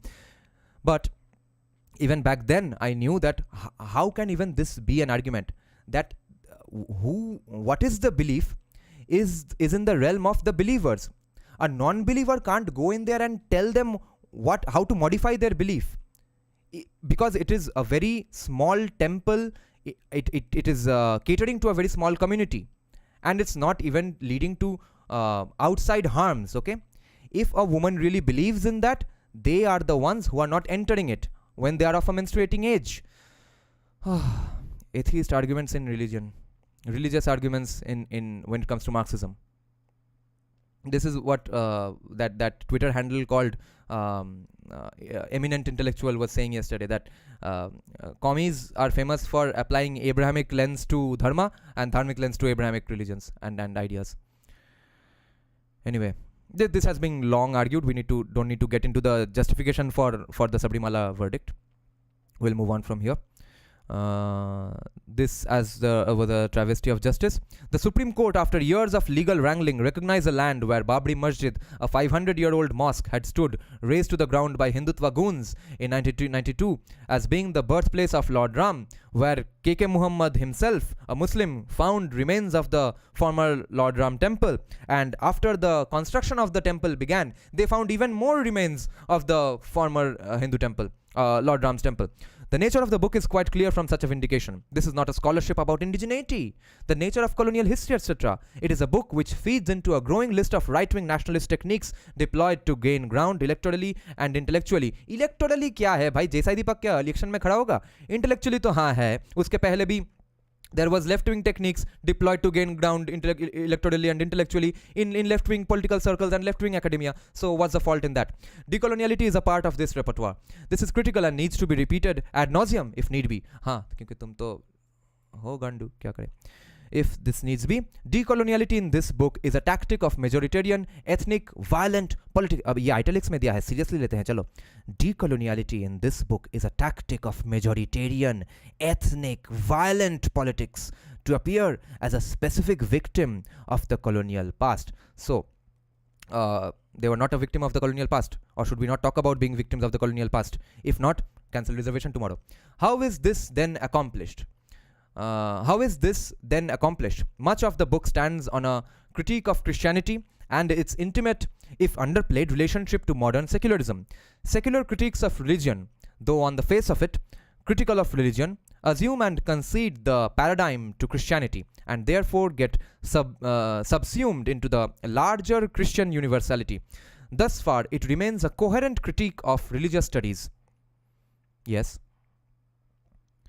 Talal Asad asked the same question of Clifford Geertz in his now famous essay on the construction of religion as anthropological category. David Chichester in Savage Systems did something quite similar for Southern Africa. In the case of the British colonial states' relationship to Hindu texts in South Asia, Lata Mani and Tanika Sarkar's works on Sati were drafted in a similar vein. Oh, ab tum anti-Hindu nahi the while talking about Sati.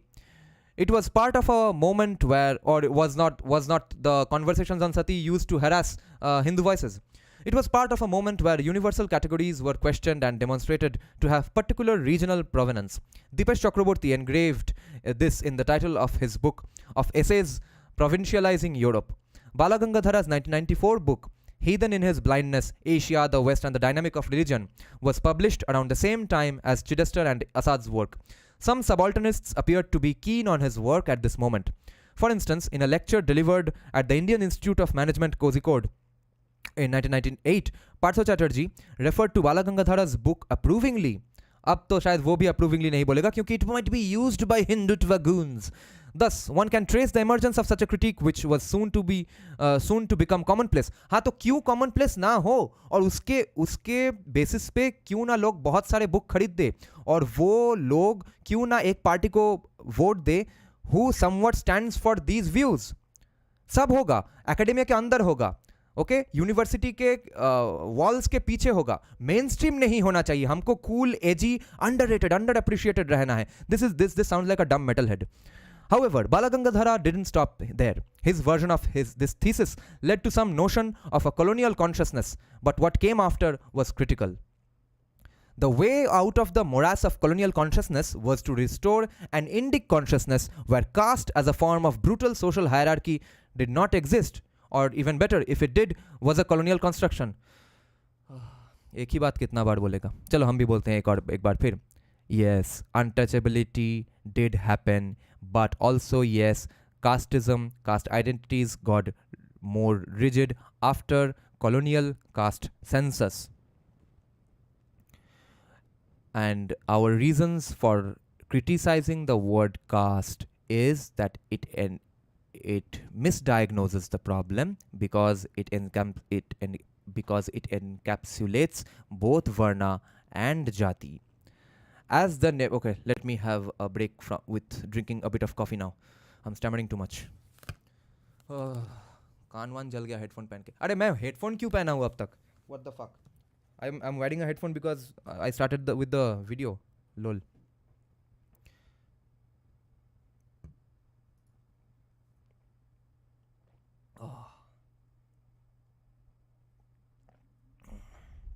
We have discussed a lot of leftists and leftist academia. This is probably the worst one.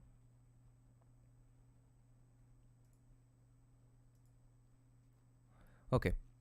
As the nebulous guiding order of things then, Hinduism could not be a religion in the European sense. It was more than a religion, an encompassing ecumenical way of being in the world that could absorb the vast heterogeneous practices, yet retain a territorial form in its location in South Asia. Yes. What emerged as a particular post-colonial critique of Christianity's universalism in the 1980s and 90s is now repurposed in Sai Deepak's assembling of the decolonial. This rebranded decolonial is gold dust for the contemporary Indian state led by Narendra Modi. Again, this is apparently a criticism that why is it gold dust for Narendra Modi? Instead of them just having less arrogance and concluding that, oh my god, then is this the gold dust of Narendra Modi? Then we have no problem with it because we are proponents of these ideas anyway. Okay? That is not what they are doing. They are saying, no, we know they are something evil and therefore this is only going to be misused by those people. Because they won't come out of their preconceived notion that we are talking about genocide all the time or kicking out Muslims. Here, everything is Hindu or Indic because essentially it is nothing. It is a state of mind, a series of wellness practices like yoga. This is what decolonial Hindutva entails, a discourse through which majoritarian politics can acquire hegemony. Okay, if it is all about yoga, then what's your problem? A majoritarian voice can disguise itself in the cloak of the indigenous, define the pre-British period as Middle Eastern colonialism, and snuggle onto the timeline of since 1500, the dawn of the colonial. Okay, chalo, फिर से मजा आ गया. Okay, everything is wrong in this statement. He's saying, what is decolonial Hindutva? Decolonial Hindutva is a discourse through which majoritarian politics can acquire hegemony, but again, that majoritarian voice can disguise itself in the cloak of the indigenous, because his conclusion still is that Hindus are definitely not indigenous. So Aryan migration theory is definitely the case. His entire premise is that that is definitely the case, therefore they can't be indigenous. After that, let's move on and make other arguments, okay? So, which is not the case. Aryan migration theory is heavily debated. Next point, define the pre-British period as Middle Eastern, quote-unquote Middle Eastern colonialism. Again, because his premise is that it is colonialism only when white people do it. Even the timeline does not matter. Colonialism in USA is in 1492. Colonialism in India is 1757. We can't consider Muslims as colonialists because there is apparently as much Muslims in India as there is in Indonesia. Therefore, Muslims are not colonizers, even though we are specifically talking about Ashrafs. Pasmandas are not colonizers. Next statement he's saying, snuggle into the timeline of since 1500. Okay, we can't snuggle into 1500. What did you do when you concluded that 1492 is the colonization period? Why don't we talk about when one Native American tribe was colonizing another Native American tribe, invading their space, doing brutal things to them as well? Let's get into the colonization of every Native American tribe colonizing other Native American tribes. Why did you start at 1492 भाई? घोड़े चमड़े वाले थे इसलिए. तो हमको नहीं मानना है घोड़े चमड़े वालों का colonization. हम देख रहे हैं कि और क्या क्या colonization हुआ था यहाँ पे. How one has access to the Indic is of course kept vague. Specific texts, certain people and certain unbroken chains of faith light this uncertain shore in bits and parts, but it remains luminous nonetheless to the blessed. Okay, it is not vague because this is not a theological text. He can't now go down saying that just read this one Hindu book and therefore you become Indic. हमारा तो है नहीं religion of book. We are a religion of libraries. So he is saying that therefore it is vague. See, this is a complete 100% Abrahamic principle, Abrahamic lens to view Indic society, Indian society, Hindu society, anything you say. Okay, this is why his conclusions are always wrong. He's saying, why are you so vague? It's vague because there is so much to read. The decolonial right is then the right of the majority discourse. The decolonial right is then the right of the majority discourse to be majoritarian. Okay, that is why Deepak has a problem with the definition of indigeneity in international law. Everything that does not fit with this schema becomes colonial. It is colonial because it was done as part of the colonial project. तो ये criticism कैसे हुआ? Since consciousness is a vast, inexhaustible, immeasurable expanse, it can constantly stand in as a substitute, as the site of an unfinished project. There can be no concrete timeline or set of practices that will allow one to understand the shift from a colonial consciousness to a decolonial one. Concrete timeline चाहिए? गजनी घोड़ी को count करते हैं, हो गया concrete timeline. In the meantime, in a less esoteric world of everyday politics, this can be achieved by establishing the Hindu Rashtra, the Hindu state, the clear definition of which no one has, not even the most devout far-right Hindutva guy. Once the state turns, consciousness, one suspects, will follow. Yes, that is how aspirational models work. This is the ultimate objective of this strain of decolonial. The state stands in for the transformation of consciousness. Are they really standing in? This is the fate of the decolonial. A state not in the waiting, a state already in existence, now drafting its script of victimhood. Okay, if victimhood is bad, cancel reservations tomorrow. People who don't subscribe to this, Muslim citizens, yes, because who call people kafirs and are the beneficiaries of the jizya tax. Dissenting students who say India needs to be broken up into many pieces. Activists and politicians politicians who are for a Marxist ideology, which you were criticizing all the time, and activists who get funds from China or American leftists, will face its wrath and yet be unable to be identified as victims. Yeah, तो एक का victimhood नहीं है, किसी और का victimhood सिर्फ victimhood है, ऐसा बोलोगे तो ऐसा ही होगा, क्या करें. All this is a long-winded way of saying something else is going on here in the name of indigeneity. What is that? This is a majoritarian discourse taking refuge in a minority category.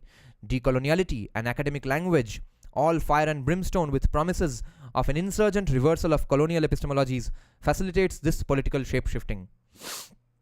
Was any of this evident in 1995 when Mignolo's The Dark Side of the Renaissance inaugurated the decolonial moment to the larger Anglophone world? No, but in the same way, Sitaram Goel wrote his book How I Became a Hindu, which people like you did not care to read. I don't have enough space here to deliberate in detail on the nature of Mignolo's decoloniality that allows Deepak to find in it a greenhouse to nurture his right-wing politics. A guy who is now a fan of Noam Chomsky. Nevertheless, let me venture a few comments. Okay, now we'll get into more juicy stuff apparently.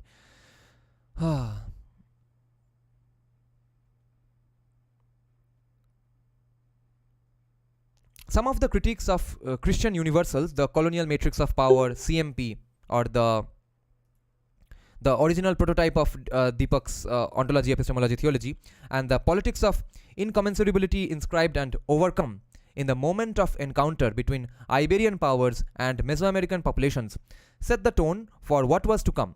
Mignolo wrote of his project, so he's now going to make the case that, see, Mignolo was talking about these people in this way. Why is Desai Deepak now misusing them as justified for Hindus to also say? So now let's get into Mignolo's arguments. Mignolo the pussy.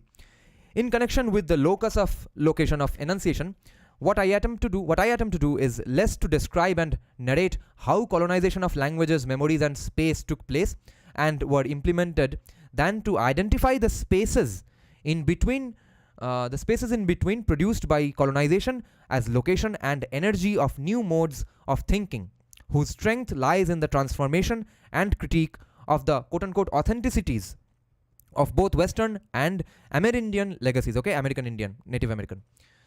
However, the critique of such authenticities appears to have disappeared from the decolonization oeuvre.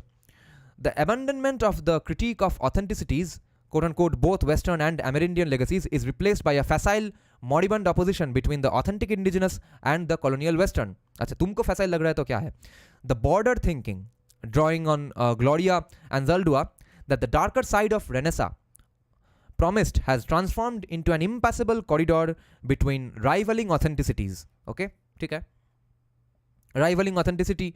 तो अच्छा, now why has this transformed into rivaling authenticities? Because all this while you all have said that Aryan Dravidian divide is the only authentic thing.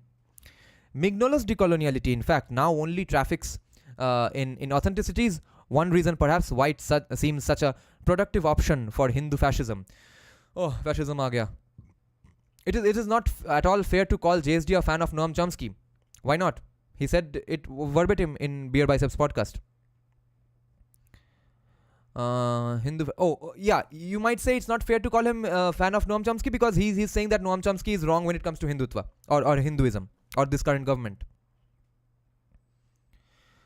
Productive option for Hindu fascism. Okay. The darker side of the Renaissance, that book, was masterful in taking the materiality of writing and reading seriously. It was finely calibrated to a historical sensibility, mapping out the complex, unequal transactions between Latin, Castilian and Mesoamerican worlds in the 16th century. तो हमारा क्या unequal transaction नहीं हुआ है किसी के बीच में? However, the weight of oppositional dualistic politics in the last 30 years has blunted the necessary historical intuition that made Mignolo's work so readable and urgent in 1995. Acha, so it was urgent in 1995, but now it's not urgent because BJP is coming to power. This inverted emancipatory or liberatory politics, a politics where gossamer border thinking is no longer a possibility, is now distributed as decolonial templates available to consumers of incorruptible identity myths. Okay, now identity myths. Hinduism is an identity myth. If Hinduism is an identity myth, then so is that the divide between Hindus and Dravidians. The seeming non-negotiable hermeneutic of decolonial scholarship professed in The Dark Side, a quote-unquote politics of intellectual inquiry, appears much less germane to the project now. Quote, what I am proposing here and throughout the entire book is that we must look for the place, physical as well theoretical, from which a given statement, essay of books is produced. What are the desires, the interests, the alliances, and briefly, what are the politics of intellectual inquiry implied in a scholarly work as well as political discourse? Yeah, so that is basically what is happening. J.S.I. Deepak's book is a result of this particular thing. So when Mignolo wrote a recommendation for Deepak's book, okay, now he's going to apologize for Mignolo. देखिए Mignolo ने लिखा होगा मगर उन्होंने ना ऐसा सोचा था, which under pressure from South Asian scholars he later retracted for being a pussy. The questions he had set for himself and the decolonial literature to come fell by the wayside. The success of the decolonial academic discourse made it complacently inattentive to the way the template moved into majoritarian politics such as I don't get this. When did Mignolo or any of the founding fathers of decoloniality, so to speak, say that our theory is valid as long as it is not used in majoritarian politics? Our theory is legit only if a minority, a 1%, 2% minority of people talk about it in close circles, hold a procession here and there, a rally here and there, or talk about it in university campuses. The moment it is used or affected by or affects majoritarian politics, all of a sudden our arguments are wrong, our framework is wrong. ये argument कब Mignolo ने दिया है और ये premise कहाँ से बन गया? I don't get this. Why does he keep bringing up the idea of majoritarian politics as a criticism of the idea of decoloniality? अरे majoritarian politics में use हो रहा है, इससे decoloniality गलत है. What the fuck? So when Mignolo wrote ये तो हो गया. Mignolo's initial espousal and subsequent retraction of the book outside politics of the personal and biographical is a testament to this intellectual sloth of the decolonial. Okay, now he's saying that, yeah, see, this is why decoloniality as a subject is bad, because it can be used by majoritarians. Arey baapre. Three quick points here. अच्छा quick. अरे ये कितना बड़ा है? ओह छोटा ही है. अच्छा हुआ. चलो और 2-3 पैराग्राफ बाकी हैं. Quick points. 3 quick points here. Mignolo argued for a pluritopic analytic to study European Renaissance and by extension European modernity through a radical philology in the darker side. That is basically what J.S.I. Deepak is doing. However, he was quite sensitive to the Mesoamerican 16th century context of his philological work. The French and British chapters of the colonial matrix was a problem not to be sacrificed at this altar. The French and British chapters of the colonial matrix was a problem not to be sacrificed at this altar. This begs the question of translatability of Mignolo's decolonial literary work to other spaces and times. How does this 16th century Mesoamerican problematic travel in time into the 18th and 19th century British and French imperial world and the and the independent South American world and across geographies? I am thinking of the reception of Mignolo's work in South African universities. This is the most idiotic statement he has made so far. He's saying Mignolo's work, the framework presented by Mignolo, is not applicable in India because Mignolo was talking about a specific period of time in a specific geography. We can't apply that framework here.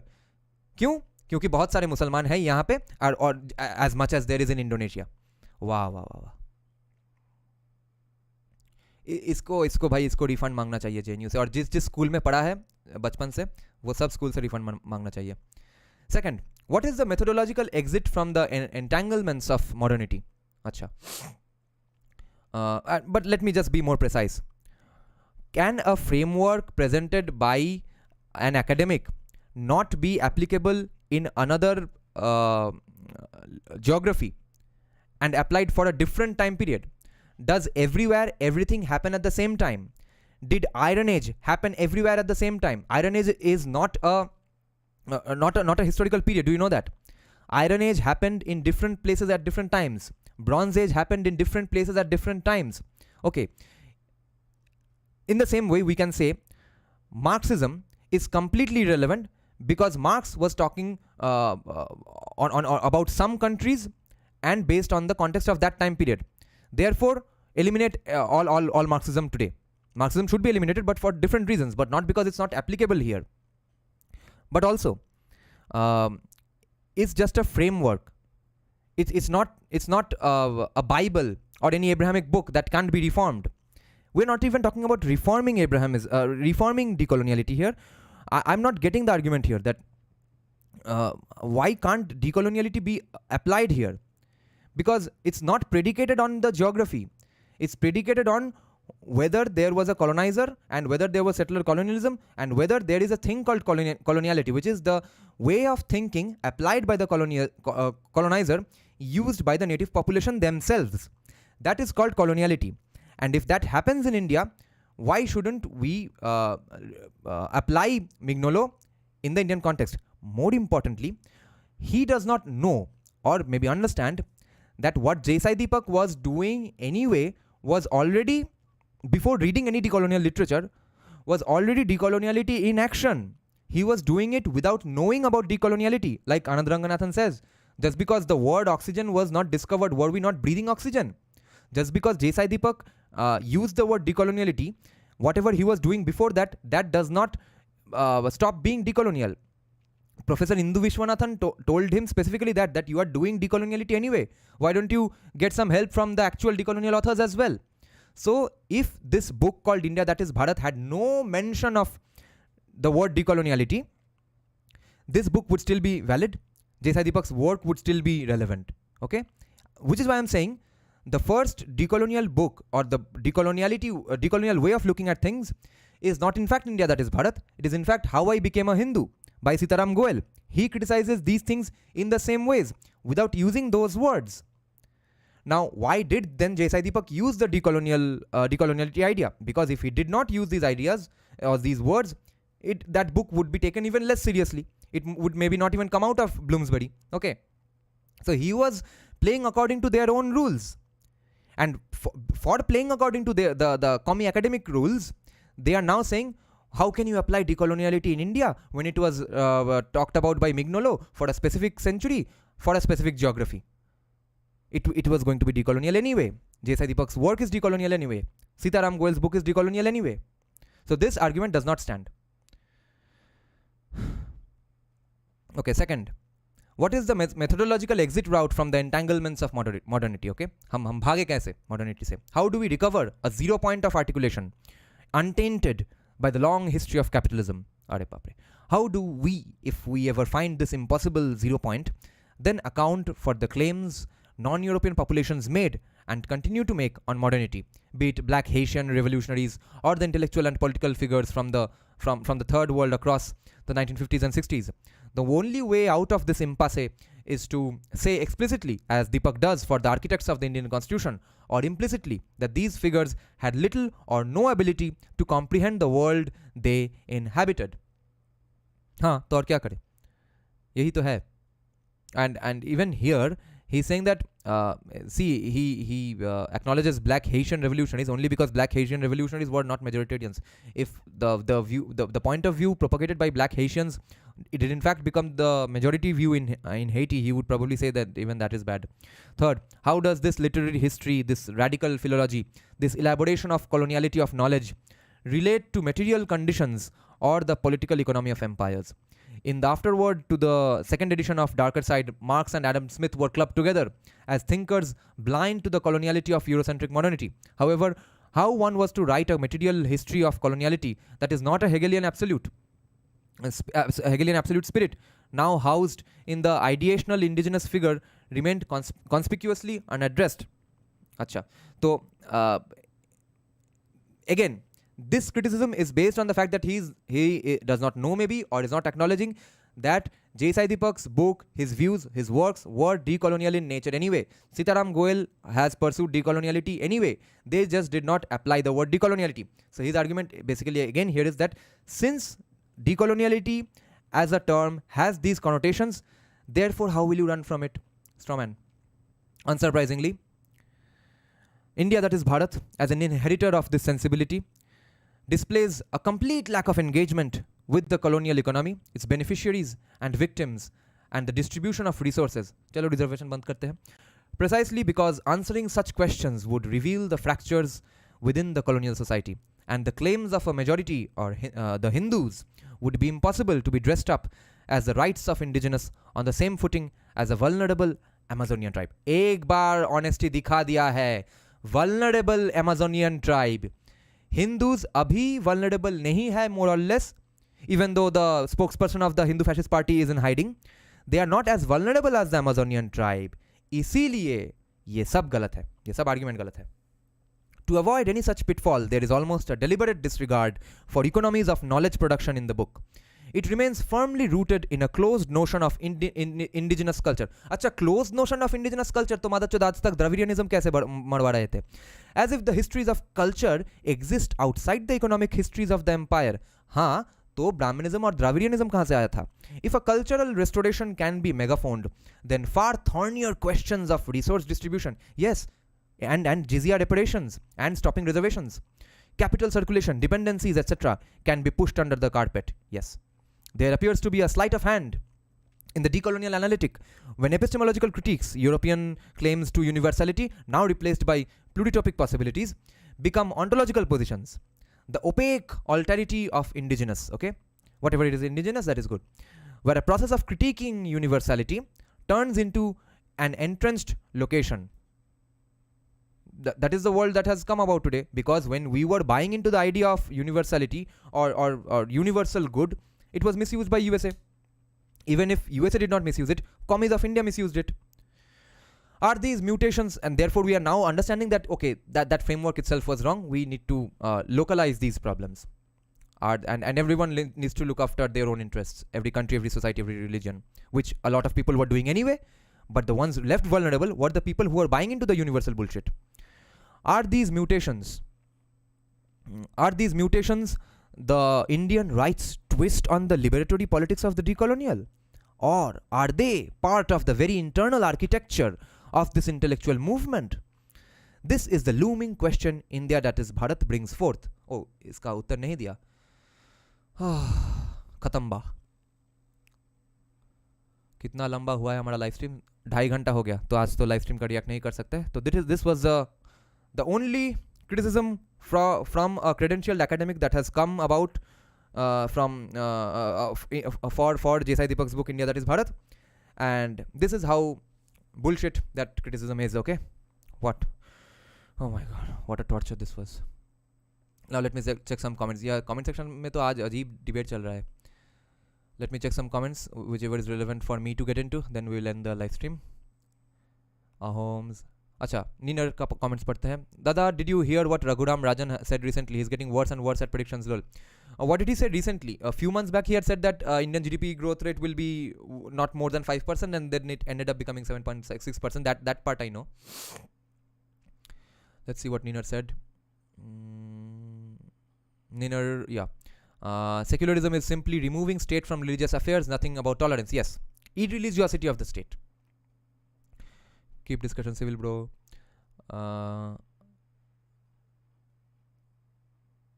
Okay. He will quote Irfan Habib but not Jadunath Sarkar. Yes.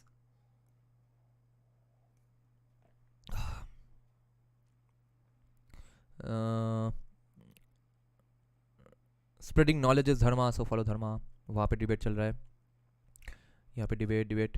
You are totally on fire today. Thank you. मेरा ना thumbnail change करना पड़ेगा. Thumbnail में फालतू में शेफाली वैद्य, विष्णु शंकर जैन को डाल दिया, वो सब हटा के अब सिर्फ इसका मुंह डालना पड़ेगा. इसका कोई अच्छा तस्वीर नहीं मिला मुझे ऑनलाइन में, ये प्रोफेसर का हाफ कट हुआ तस्वीर मिल रहा है, इसलिए सोचा कि बाकी सबको घुसा देते हैं थंबनेल में. Let's see. Search with same. Okay, they are still going on debating. So the debate will have to end now, guys, because I'm ending the live stream. Thanks a lot for joining. See you very soon. We have some great papers and a great email that I received from a viewer. We'll have to discuss that in the next day's live stream. 2 papers sent by Niner. Okay, Niner is saying he did an elaboration on that in a wire interview. Okay, apparently when manufacturing plants they make just 5,000 jobs each, according to just 5,000. According to him, services where we serve the West is the best. Yeah. Okay then. Good night, guys. Discussion मेरे comment section में चलाते रहो, मेरा थोड़ा algorithm boost हो जाएगा, वहाँ पे गाली वाली दो, ठीक है? Good night guys, thanks for joining the live stream.